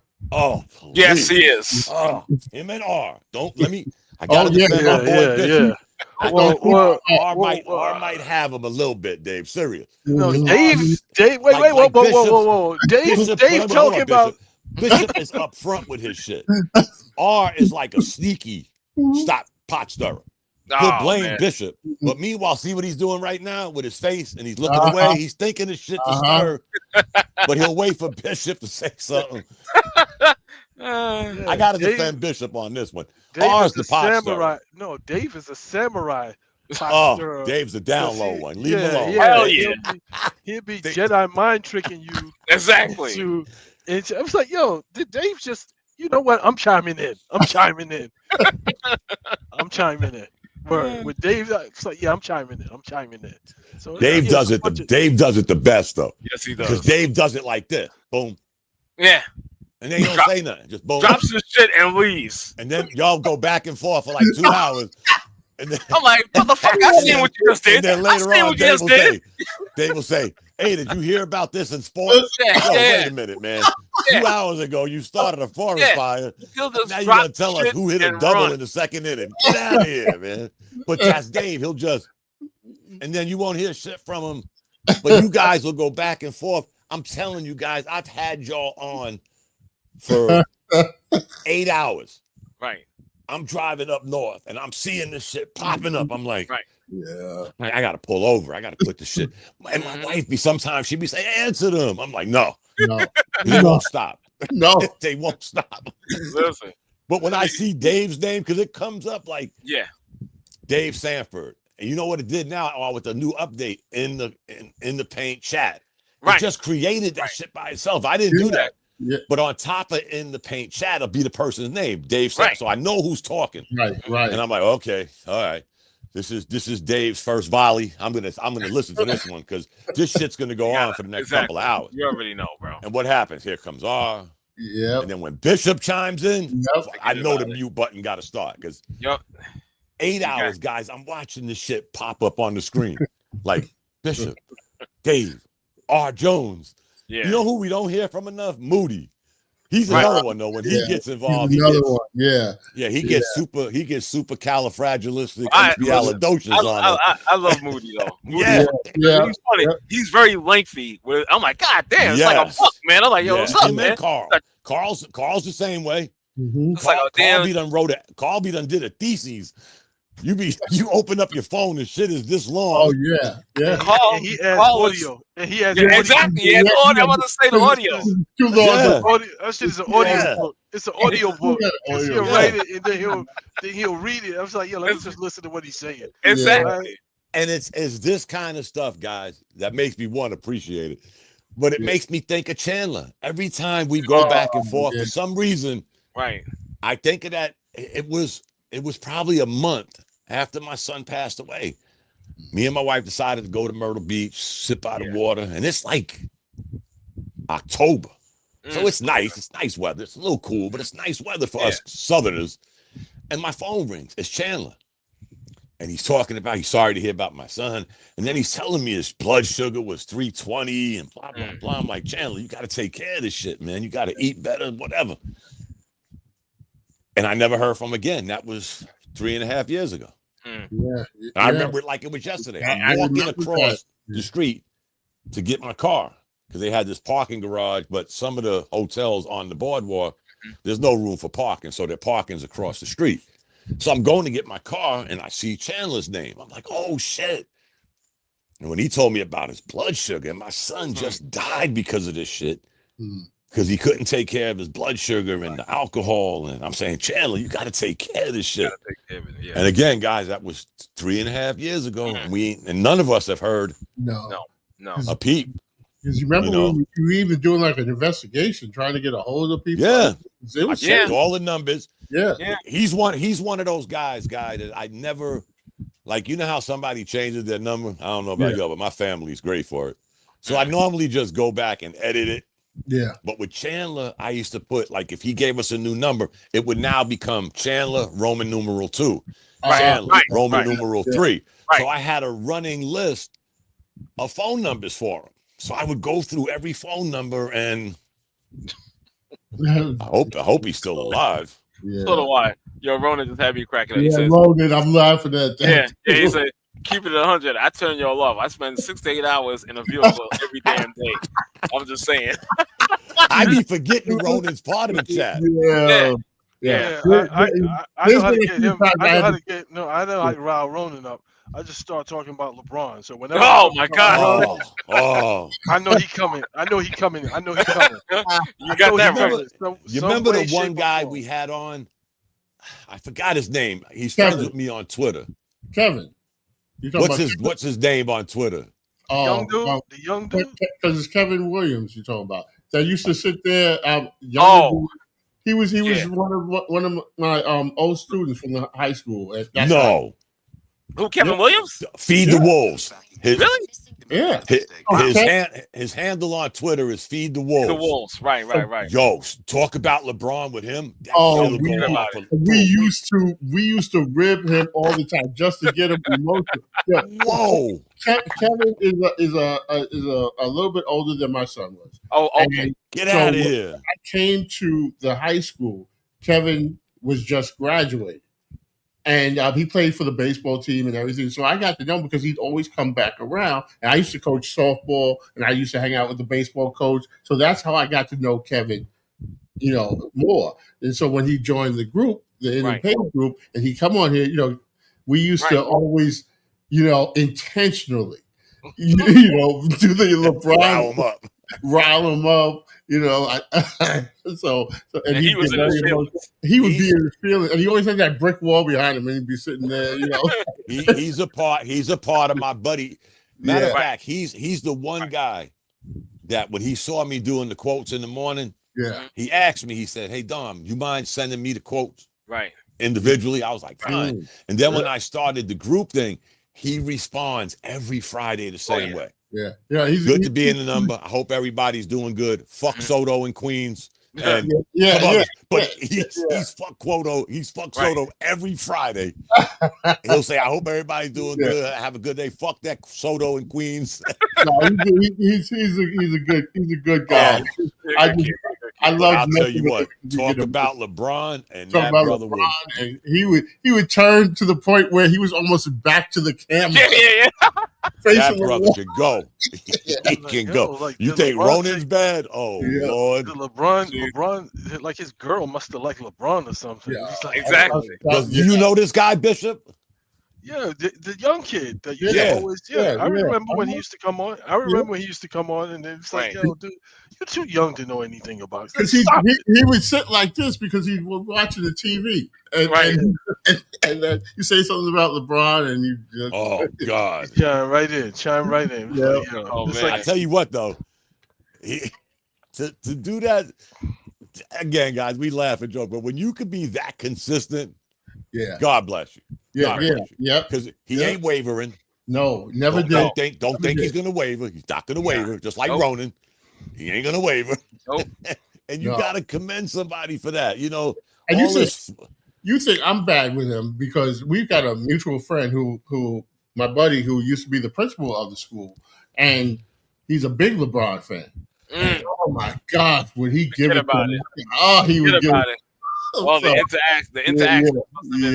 No, there's limits, guys. Like feed the wolves. He's kind of young. Yeah. Even if he was on the LeBron train, I would say, like Dave said earlier, we're at a different age, and I could get it from the youngins. But if you got a grown man like our age, and he's pining and he's chasing LeBron, going from team to team, that shit's weird, fellas. Serious. It is. And I'm not saying that because of my age, and I'm a Knicks fan, a Yankee fan, and that's it. No, I'm just thinking that's a little weird. Like I could dig the other guy or even Ronan, going back and forth with it. But when you're like 50, 60 years old and you're like, this guy's killing me right like now. Shannon Sharp, like Shannon Sharp. Like Shay? Yeah. Shay, yeah. That weirdo. Oh, geez. Not everybody needs a platform. Because we were fine with Shannon before, but now, No, I don't think I ever was fine with him. Honestly, I hate to bring up Bishop, because I think Bishop was like, this guy's fruity from the jump street. Let's be honest. I think Bishop was like, yo, this dude is a flake. Yes. And slowly but surely, I'm watching this guy, and I'm like, okay. Let me just throw this out there in regards to Shannon Sharp. Years ago, I went to I want to say Atlanta. I was in Georgia for a funeral, and stayed at this hotel. And of course, Shannon was there, and he was with what I think was a female. I'm not 100% sure because it was kind of dark. Well, you were in Atlanta, and that's suspect to begin with. That's commonplace. That's the capital for that kind of stuff. Yeah, that's suspect already, but go ahead. Yeah. So my point is like, listen, I'm just looking, and I'm like, is that a female? And he's very short, by the way. He's not a tall. Yeah, he's not a tall guy as you would think like that. Very short. And I'm looking, and I'm like, is it or isn't it? Because again, we all know how Atlanta is or whatnot. So it's a big capital. So then when I started seeing this Shay nonsense, then I'm looking like, bro, what's up with you? You got the lip gloss. You got your shit is like a medium shirt and yo, pants is tight. Exactly. Yoga pants and yoga pants. You know what I'm saying? Mm.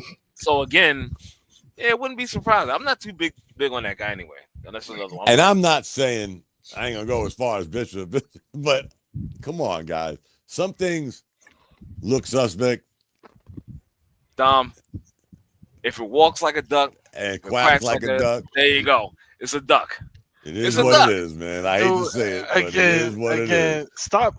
All these dudes, it's like stop living your lifestyle and wanting heterosexual male problems. That's all I'm saying. It's like, that whole audio of, that. You know you want it. You know you want this. Yeah.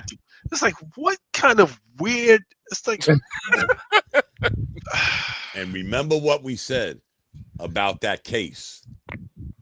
Remember? He was the only one talking about it. Where's it now? Anything else from it since we talked about it a month ago? Right. No. He was the only one giving it life. And it's like, dude, stop trying to make your homo problems heterosexual problems. Mm-hmm. It's like, stop it. And I may not be into that, but there's no more coming out the closet. The closet has been blown off.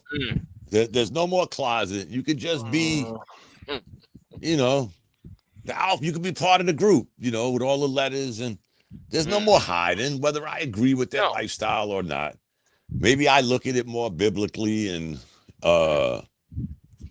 regenerating because I don't understand if your situation is the right situation. How do we reproduce? We can't. So other than that, you're not Chinese. There's no more hiding. There's no more hiding behind this shit no more. Come on, guys. We all know somebody that's gay or. Damn, that sounds weird. That's like a white guy saying, I got a couple of black friends. But when you talk about being gay, I mean, come on, guys. I had gay friends when I was a kid. It looked weird, but we knew what they were. They was swinging from the other side of the plate. Different. But now, Bishop, it's totally different. Like, well, now to me, you're getting clubbed over the head with it. It's ridiculous. Yeah, that's who you're getting clubbed over the head with it. Yeah. Before, growing up and whatnot, like I saw something that freaked me out in Hollis, Queens, David, on Farmers Boulevard, a block away from the Rock. Okay, there was a delicatessen back in the day, and I'm going to the store, and I see two black guys, both with beards now, kissing. I was like, oh my!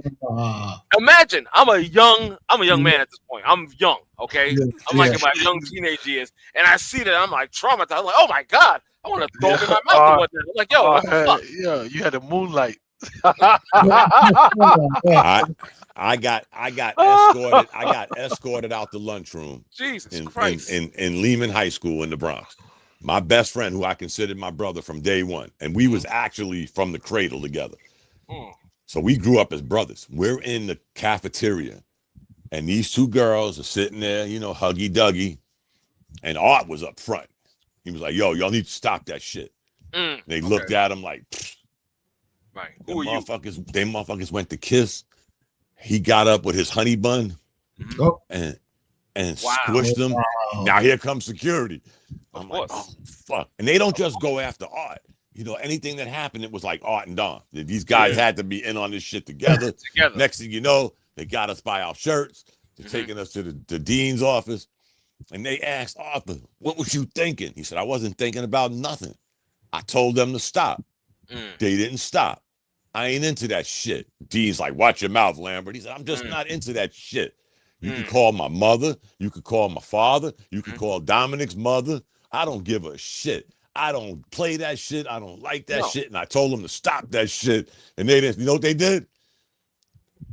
You two, this is how Mr. Cat said it. You two fuckers get back to class. Yeah. Yeah. And we went back to class. And the shit was nowadays. The shit was over. Nowadays, yeah, I know. Up on that scene, you was like, yo, go ahead. Yo, y'all need some lip gloss? Let me get some. Stop, man. Stop. I still can't do it, Bishop. No. It was like, Bro, when I used to work in Chelsea, As when I was in New York, I used to. It always seemed like I got jobs in the Chelsea area, and that was when I first got exposure to, because the Chelsea area, that's the capital You got that right. for. You got that And right. we used to see these dudes, like big, beefy, buff dudes, walking down the Mm-hmm. street, and it's like, yo, like what's going on What? here? Exactly. And it's a different. So As time went on, that's how you got warped, huh, Bishop? nah, as time went on, it's kind of like yeah, you just accept people for who they are, and whatever you choices or decisions that you make, or what floats your boat or your duck or whatever. It's like, why do I have to be involved in that? Why do I? Right. Why do I need to know? I'm Why do I need with to that know? part, Bishop, but I'm also with the part with R. You don't got to force that down my throat. Yeah. You don't need to do that. Don't give me Yeah, this but- civil rights bullshit and all that Yeah. other stuff. Don't give me that shit. This ain't no civil rights issue. I agree. No. I totally agree, because again, if that's your lifestyle, that's your lifestyle. Okay. There's no reason for you to beat it over my head or anybody else's head for that matter. We get it. We get it. Well, I'm pardon the interruption, my friend, but Mhm. you guys are about to have a parade. I know. Oh. You guys about to have a major I know. parade. I know. And I got to work And that it's like, day. Isn't it supposed to rain that day, like a thunderstorm? I It say don't no, matter. Wait a minute. It Am I don't missing matter. something? What It don't they matter. ain't having that parade, are they? Yeah, they are. Yes, they are. So the Knicks are on the clock, and Oh, yeah. yeah. So let's see what they do. What do they I have? The would've- 50th pick? Yeah, Yeah. I would have liked David. I agree. I would have liked to see that kid. That was Kobe from Bryant. Yeah. yeah, from Kentucky. Yeah, like so with all those drafts, I'm like, so it's gonna be like the 24th pick or some random pick that actually turns out to be like in this draft. It was really weird. I don't know what's going on with all of these like foreign players, like all these teams Yeah, I just don't get deciding to load up on like French or it's like these guys are not long haul players. So I don't understand. They're all trying to hit pay dirt, Bishop, Yeah, with the And Lucas or the Jokers. exactly. And the whole thing is, honestly, it's a weak draft, Right. but these pundits were saying, Yeah. "Oh, it's so deep, The oh, it's a greatest deep draft in history. Yeah, and I'm like, really? And I'm like, I don't even know half. Yeah. I mean, like according to these kids and whatnot, I'm like, who the hell is They this? say it. Here's the funny thing: the NBA is trying their hardest to be a 12-month sport. Mhm. Yeah. Oh You know, yeah, and I'll tell you what, guys. I was trying to tell you all in the tech. It was 2 months ago when I started doing this research about the Celtics, and I'm reading. This is before the season ended, that the Celtics were going to have to do a yard sale Yeah. because the cap is at $211 million. The Celtics were almost at $500 million. Mm. And here's the catch, though, guys. They knew what they was getting into, and God bless them. They won a ring. Hey, fine. You should have won more than one, but okay, you won one. But y'all did this. Y'all damn near busted out the cap with 2 players. Right. You signed Yeah, Jaylen Brown, and then you why said, did you "Oh say- shit, we Yeah. got to pay Tatum." Why'd you pay Jaylen Brown all that money? No shit, Bishop. And Right. knowing you had to pay Tatum. and then you go out and get Porzingis. And then you go out and get you. Now, we may look at it where 30, $40 million in today's league isn't much. But when you add that shit up, you get to 211 really quick. You're almost at 211 with Tatum and Brown. Mm. What's the name came in with a hefty contract? Porzingis. You gave White some good change. You gave Drew Holiday some money to keep him happy.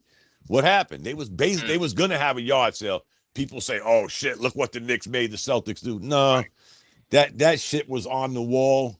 And to factor in new ownership, they don't want to be getting into these second and third aprons and tablecloths and all that shit just coming in.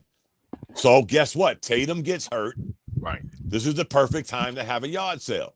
We're going to sacrifice next year. Maybe we'll get a good draft pick. Maybe we'll reload. Maybe we'll even get rid of Brown before Tatum comes back. Well, that Anthony Simons, the Anthony Simons trade, that dude is a bona fide scorer that can score at multiple different ways. He can score off the dribble. He can score shooting, driving to the basket, pull up. He's got all the things that Brown should have, Right. but like almost half the price.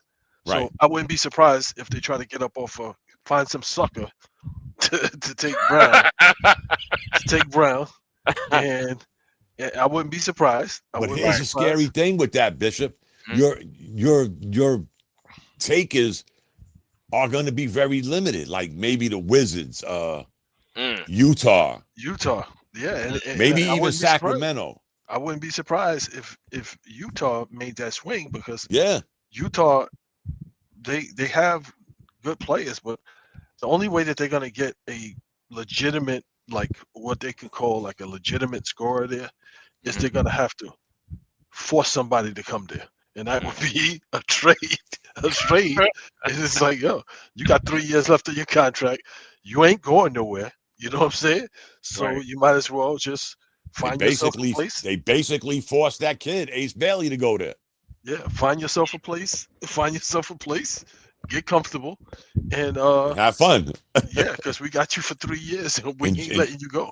Enjoy the mountains, become a Mormon, and live life. Like, I mean, it's weird, guys, because I still believe, I don't care what everybody says about Oklahoma City, they're the new toy, but ain't nobody gonna repeat for quite some time. There'll be a new champ next year, and the year after that. Some people would say it's good for the league, it's parity, blah blah blah.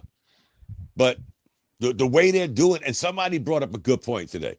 Like, if Bishop has the money, why not let him spend it? You know, I'm not saying go full-blown MLB shit, but guess what? The NBA is doing what MLB was doing. Like, for those that go over the cap, this shit don't go in the NBA's kitty. They filter that to other teams. So that means the Boston Celtics probably help feed the fucking Oklahoma City Thunder. The lower cap teams were benefiting from teams like the Celtics, the Warriors, that were knee deep in this cap shit, that they were basically fielding a team off of your dime, Dave. Yeah. And here you are now having a yard sale because somebody's telling you can't spend your money. If that's what makes the league more parity and balanced, hey. Well, OKC is going to find out pretty soon, because they overpaid for Hartenstein. They overpaid for him, and when the push came to shove, the skill set that he brought meant nothing, because the game is being played much faster, and he's slow, and he's not really an offensive threat. So you paid him a lot of money. Now, if I'm Jalen Williams and I'm up for a contract renewal, if you're paying him this amount of money, imagine how much I should be making. And guess what, Bishop? That's going to happen in the next couple of weeks. Him and Chet Holmgren. Right. So it's like, and then now it's like, so it could likely be that Jalen Williams may be making more than Shea. Yeah. If that's the case, when Shea's deal comes up, it's like, well, if he making this, so you're gonna find yourself in the same situation that some of these other teams are in a small market. Right. In a small market. The good thing is, though, Bishop, even with you winning a ring, because you're in a small market, as long as you stay under the aprons, you're going to enjoy everybody else's money that went over the apron. But you're not even gonna be if able you to won stay a there. ring, because they consider you a small market team.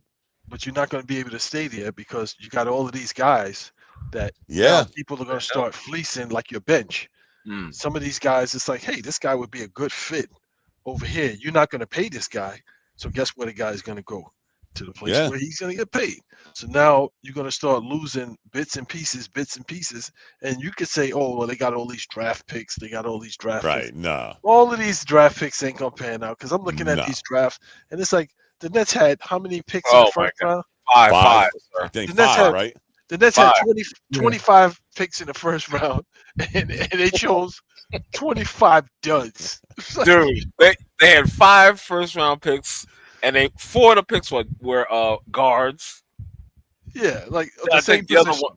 Yeah, the same position. Exactly. I said, what are you guys doing? You know?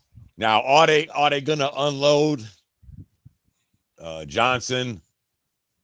Who's the other guy that never saw a shot he didn't like? Cam Thomas. Cam. Are they gonna unload these guys and just basically go from bottom to? They gotta keep those guys. That's kind of weird, though, guys, because even though they're the Brooklyn Nets, they're still considered in a major market area. So Right. they're not going to benefit from whoever's going over the cap. And I'll tell you what, though, our Knicks, you don't have no more excuses, guys. You don't, because now you're strapped, and you haven't even re-signed Mikal Bridges. You don't have a coach, and you're telling me that because of this coach and the reasons we let him go, that you're going to the conference finals next year and you're winning the conference final. They have to. If you to. look at the landscape, of the Eastern Conference, and when you said it before, I was like, well, that means that some of these teams would not be getting better, like the Orlando Magic. No. Before, so they're gonna get better. But when you look at the landscape of the Eastern Conference, who's the most solid team in the Eastern Conference? Yeah, the only one the one that's coming back whole is the Knicks. And Orlando. Orlando, they got better because they got, and I still don't understand why they didn't play Cole Anthony. I don't understand that. But yeah, you and me I think both. they was into that Suggs kid. Yeah, but he's not a guard. But he's not a guard, and they got somebody who's just like him. Then they just draft somebody or trade. Yeah, but it's this new positionless NBA. But the good thing about Orlando, as with the Knicks, now the Knicks still have a problem. I don't care if they're bringing back the same core. There's changes that have to be made within that core. Yes. You can't have what I talked about in April or March or February, that your two best offensive players are your two worst defensive players. You can't have a guy making $61 million that when Bishop sneezes on him, he falls on the floor, don't get back for defense. You don't play good defense, but now you're not even getting back. You got 3 fouls with 8 minutes in the game. You can't teach that shit. That shit's between the two ears. So, yes, the Knicks might be bringing back the base of their core, but they got some adjustments they have to do with that base. Let's be honest, guys. I love Josh Hart. He's a warrior. He's a Swiss Army knife, but he's not a starter. Off the bench. He's not a starter. And they have to show up that bench. Yeah. Yes. Whoever this new coach is, they have to utilize that bench. They have to get the youth out there. These young players, give them some time. Develop They're these not guys. going to do that, R. I don't care who the coach is. They're going to do just like they did last year. I hope not. They're going to go after the Landry Shamits, the Cams, but I will say this, guys, and I said it last year. The one thing that Leon Rose has not tapped into, because we're not those Knicks no more. So you got to learn how to utilize that vet minimum. You got to bring in quality people that can help you on the court, in the locker room. Yes, it's good to have these 21, 22-year-olds, but if they're that far in the end of the bench, guys, let's just keep it a buck. One guy I thought as a youngster that he needed to see time was Hawk 40. Whenever this guy was in, I like this dude. I'm sorry. He was too out of control. Yeah. You think so? He was too out of control. It's like, yeah, it was exciting when he came in because he provided energy, but on a consistent basis, like there's no, like he can't guard anybody. He may provide some help if a guard penetrates or something, but he's going to be in foul trouble and he's a liability offensively. So it's like, what are we really talking about? A young player in his first year. Okay, maybe he could have corrected that. Give him a shot. Again, I always say this. We're not privy to practice. Right. We're not privy to, film study. I was never sold on Precious Achiuwa. I think the Knicks actually re-signed him at the 12th hour because they had that void. They had that void with Mitchell Robinson, and I told y'all from the get-go, why did the Knicks, knowing they actually knew more than us, that Mitchell Robinson wasn't going to be back until damn near the playoffs started. Why didn't you go out and try to get Andre Drummond to be that backup, or maybe even mix and match with Karl Anthony Towns? He's more of an offensive ability than Mitchell Robinson, but you didn't use your vet minimum good. You went and got again Campaign, Landry Shamit. I'm not taking nothing away from them, guys. When everybody says the Knicks didn't play their bench, I looked down at that bench and said, who? Who are we playing? Yes, I understand you want to give the starters a break, but I look down at that bench. You bring in Mitchell Robinson. I love him. I learned to love him. I 5 to had 10 him. I minutes. had him off the Knicks for the 5 to last 4 10 minutes years. can make a big difference, Dom. Yeah, 5 to 10 but minutes. that being said, when you bring these guys in like a Mitchell Robinson, understanding Mitchell Robinson is going to give you what he gives you: rebounds, block shots, offensive rebound. But he ain't going to give you jack on offense. So if you have Mitchell Robinson and Precious Achiuwa in the game at the same time, you're -2. You're -2 people on the offensive end because neither one of them are going to give you much offensively. Yeah, but Hence the reason Campaign looked like a Gail superstar. Goodrich in the beginning of the year. A But when superstar. we needed him, he was throwing up bricks. So the thing with Precious Achiuwa is like you just got to know what you're getting. If you just need somebody that is going to be able to play 1 through 5, not maybe 5 effectively, but play 1 through 4, and get after it and judiciously use his fouls, why would you not in some instances get a rebound and a putback? Why would you not utilize that? And it's like, okay, so you had Siakam. Siakam was abusing everybody on the Knicks, abusing everybody. This dude played with Siakam. They're like the same size. Why not utilize him? Even if he fouls out, so what? Why not utilize him against Siakam? I couldn't understand that. I just think the Knicks got spoiled because they were one of the rare teams in NBA history that their starting 5 averaged over 100 points. Okay. So I'm not going to say they milked it till the cow ran dry. I'm just saying, me as a fan, I look down at that bench and I'm thinking, where are we going? I seen the wheels coming off Campaign. He was lights out in the regular season. In the playoffs, he became Campaign. Landry Shamet hit a couple of big shots. Then you bring in that other kid that everybody thought, oh, wow, you gave him minutes, now look at him like he's fucking Earl Monroe. The consistency was never there with the Knicks bench. And this is the issue going forward in the NBA. The Indiana Pacers did not beat the Knicks because they were outcoached. They beat the Knicks because they was outplayed. They had a better bench, and they had a run and gun mentality that fed right into what the Knicks don't do well. Dom, they had a better bench. I guess. So why can't we develop ours? Well, look at the bench they had. During the They regular didn't have season. no kids. They didn't have During the no regular kids coming season. off that bench. Dude, you had Obi Toppin. You had Obi Toppin coming off the bench. We know Obi Toppin. Right.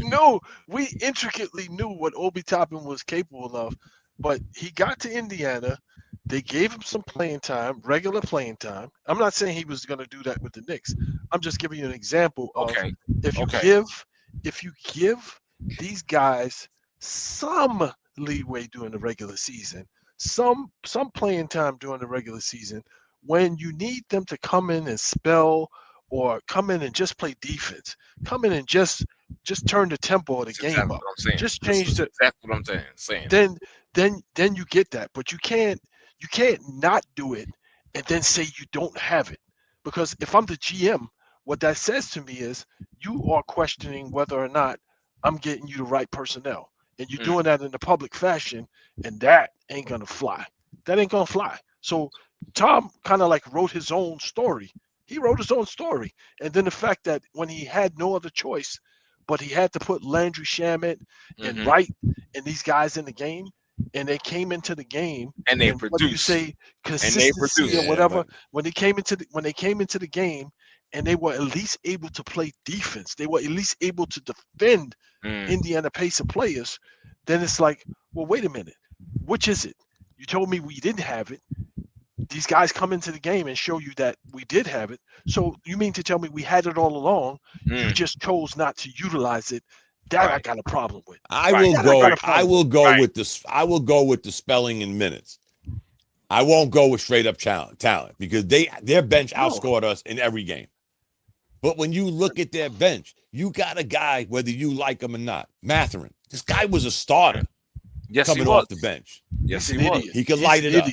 Then you got McConnell. Well, he could be whatever he wants, but He can put the ball in the basket. The Matherin Yeah. dude, he's an idiot. That's why he lost his starting spot, because he's an idiot. Like, But it's like, dude, you talented, and then you get out there and you do like bonehead stuff, like shoving people and punching people and doing just idiotic stuff. It's like, dude, just play ball. This dude scored 23 and 20 points back to back against the Knicks in the playoffs. Right. Coming off the bench. Off the bench. We didn't have nobody on our bench since Jerry Lucas that scored 20 points on our team. I don't give a shit who you thought he was. This dude scored 43 points in 2 games coming off the bench in 12 minutes and 22 minutes. Right. We didn't have nobody like that. No, we didn't. None. And then you got that little engine guy, that fucking McConnell, that just gets under your skin. So put 6'7", 6'8" guy on him. Let Deuce chase him around. It's like, yo, what's the name? Wasn't even attempting. Brunson wasn't even attempting to guard this dude. And you know what, Bishop? To me, everybody wants to go with the coach, the bench, the hot dog vendor. Our needle in the haystack was Brunson and Towns. Yes. We had enough of you, Jalen. We love you. You gave us some light. But that dribble, and then you throw the shit to Dave with 2 seconds left, and now Dave got to throw up a fucking prayer. That shit, come on, man. That's when I said this earlier on in the year, guys. Y'all know this. Yeah. He gets the weirdest 6 assists I ever saw, because I never saw none of them. And I'm watching the game, and I'm like, how did he get 6 assists? I ain't seen him pass the ball but twice. No, he passed the ball to Hart. Assists? No, he passed the ball to Hart. The two of them used to pass the ball back. Yeah. Run the 2-man game, and then it comes back to him with like 14 seconds left on the clock, and then he has to footwork it and do whatever to get the shot up. And meanwhile, everybody's standing around watching him. I will give Karl Anthony Towns, and again, I didn't like him before he came to the Knicks. I did not like him before he came to the Knicks. And what I see is this dude, despite all of the stuff that, like, standing around and watching Brunson shoot and this and that, this dude never complained. He never complained. He never, like, rocked the boat. Right. He just decided, okay, well, if this is what we're going to do, then I'm not going to do this. Because I'm telling you, that was a choice for him not to defend. That was a choice. The idiotic fouls, that's something different. But you can't tell me that when we played Indiana and what's the name is Halliburton is coming off the pick and roll and Karl Anthony Towns. It's like, dude, only thing you got to do is stand right there and hold your hands up. He's taking 2 to 3 steps back. He's underneath the basket. And Halliburton is right there, just teardrop. You can't tell me that wasn't a choice. In That was a choice. regards, No. in regards to Brunson and whatnot, honestly, and I said this before, and I still believe it to this day, the ego. Yeah, during the interviews, you're coming off humble, but in reality, it's the ego. And I understand it because, again, the props and the accolades that you're getting and being named captain of the New York Knicks, it's all wonderful. But at the same time, it's feeding your ego. Right. And Karl Anthony Towns, to Bishop's point, Karl Anthony Towns didn't have a leg to stand on to say something because you're constantly doing bonehead shit. Hence the reason I came up with the basketball IQ of a fucking Egg McMuffin. You ain't got no leg to stand on because you're always doing something stupid, whether it's a dumbass foul, whether you got a 6'4" guy guarding you and you won't post them, whether it's you not getting out on the defender. You didn't have too many legs to stand on. But at the end of the day, our 2 best offensive players were our 2 nails in our coffin. Because what did they do? Indiana did exactly what the Celtics did to Dallas last year. We know Doncic can't play defense. We're going to go at his ass as much as we can because sooner or later it's going to take the oomph out of him on the offensive end. And what did they do? They went right at Luka. What did Indiana do? Went right at Brunson. Went right at Towns. And we're lucky it went 7. Serious. We're lucky it went 7. Those first 2 games, those were Brunson ego games. Yeah, well. Those were Brunson ego games. And those first 2 games that we lost, and then we couldn't recover from that. We couldn't recover from that, and unfortunately, the people are not going to blame Brunson for coming in there and turning the ball over.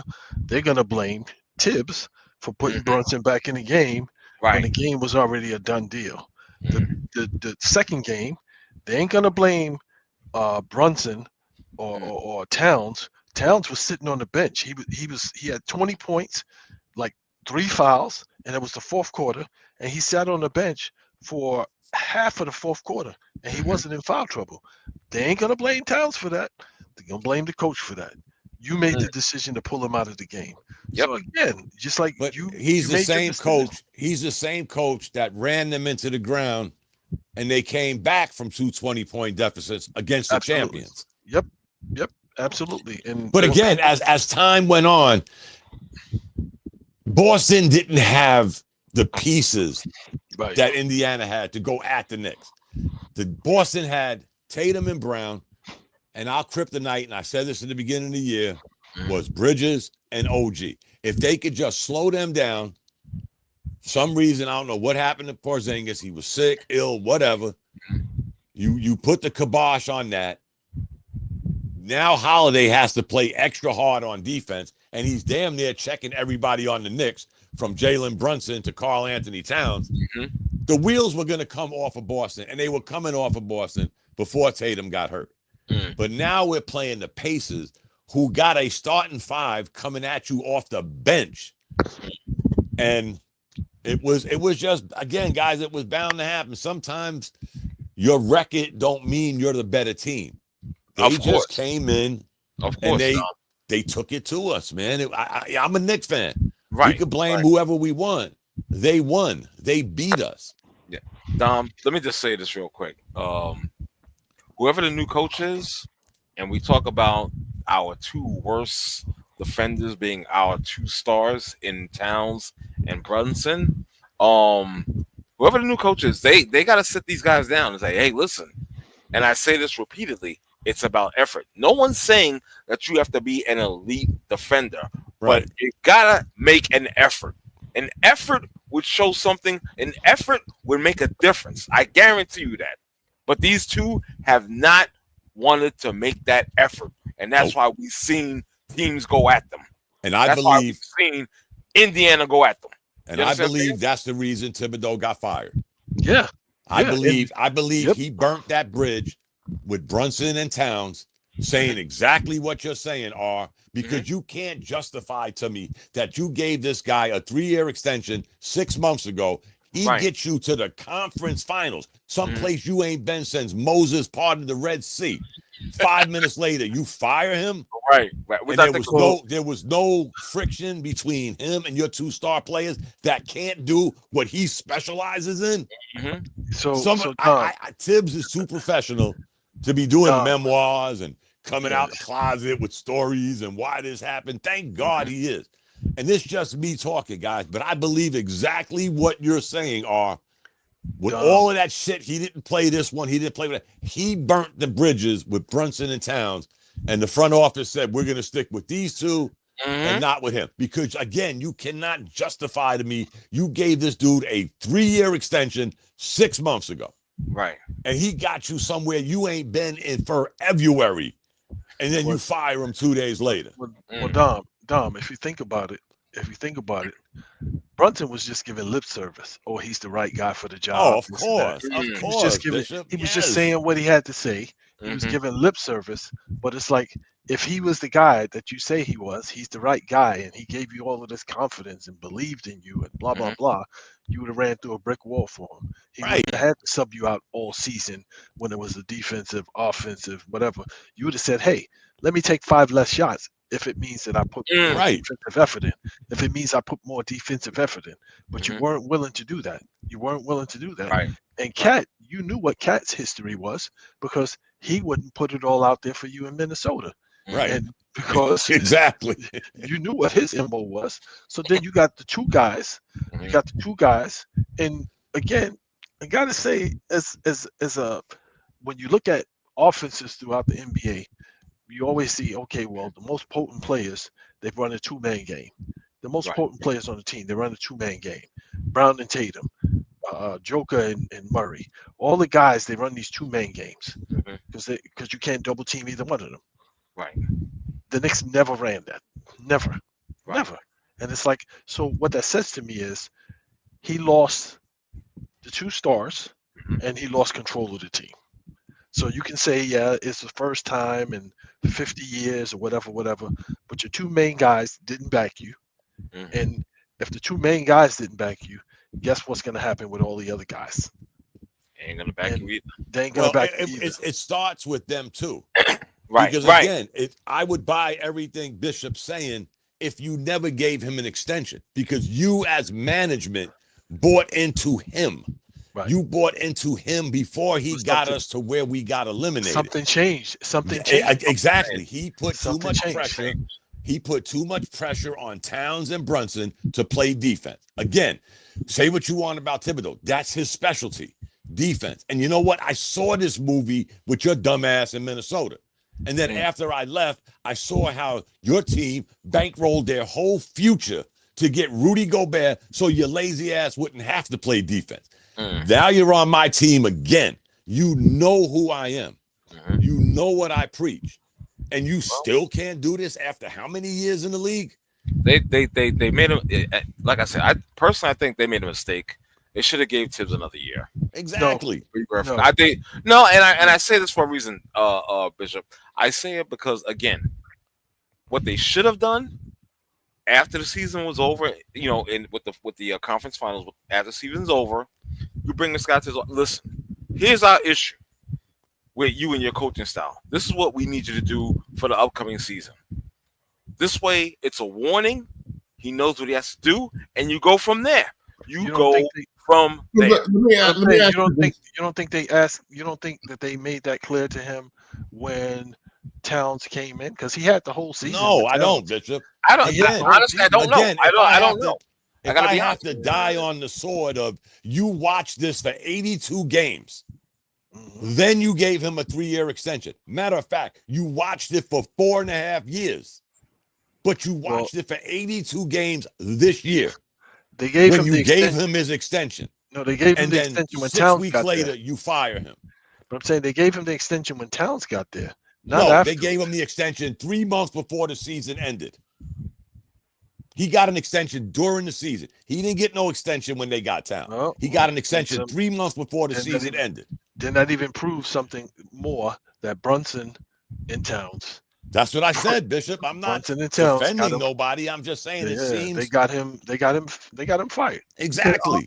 I want to ask you the question because you brought up the scenario of giving him one more year with the understanding that this is what we're looking for from him. Is it possible that they had that conversation and Exactly said, no, I'm not going to do that? It's possible. Again, even to that theory, You know what, Dave, without stepping on off, yeah, you had that opportunity to do that 3 months ago. Right. But I'm So saying, why would you extend them? If he said, no, Dave, I'm not into that. You're not putting no gun to my head for 1 year. I'm out. Don't even extend me. Right. I'm bigger than that. Go your way. I go my way. But you know, losing changes things because 3 months prior, they thought that they had a team that could make the conference final. And they did.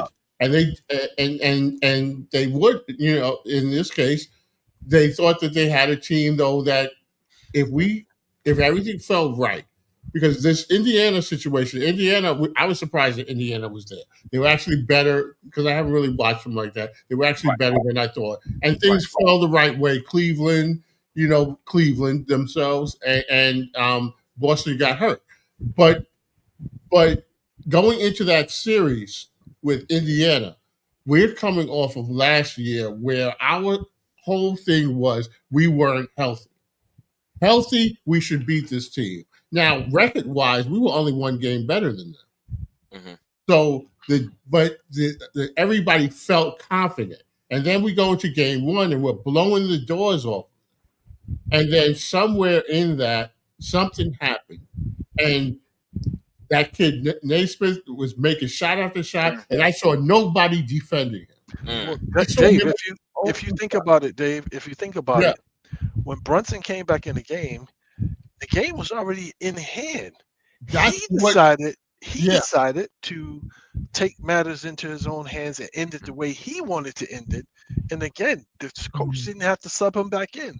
Well, this is what I couldn't understand, because I'll be honest with you, I didn't watch a whole lot of games. Okay. I looked on my phone. I would check scores. Okay. As it got towards the end, I turned it on. Knicks were up, but Right. I kept seeing on my phone, this Naismith hits another three. Then they go back, something happened. Naismith hits another. So I turned it on, and then I see what I saw, what we all saw. And still, if it wasn't for, the shot at the end that Halliburton hit, which we were lucky that it was a 2 and not a 3, we went to overtime. But I think that series was lost that night, because even though they extended it and things happened, psychologically, that does something to a team. And if you've got some issues inside the team, behind the scenes, defense and all those other stuff, because better defense, they don't blow that lead. Right. So I think that at that point, things shifted. And now, if they didn't win that series, Tibbs was on the chopping block.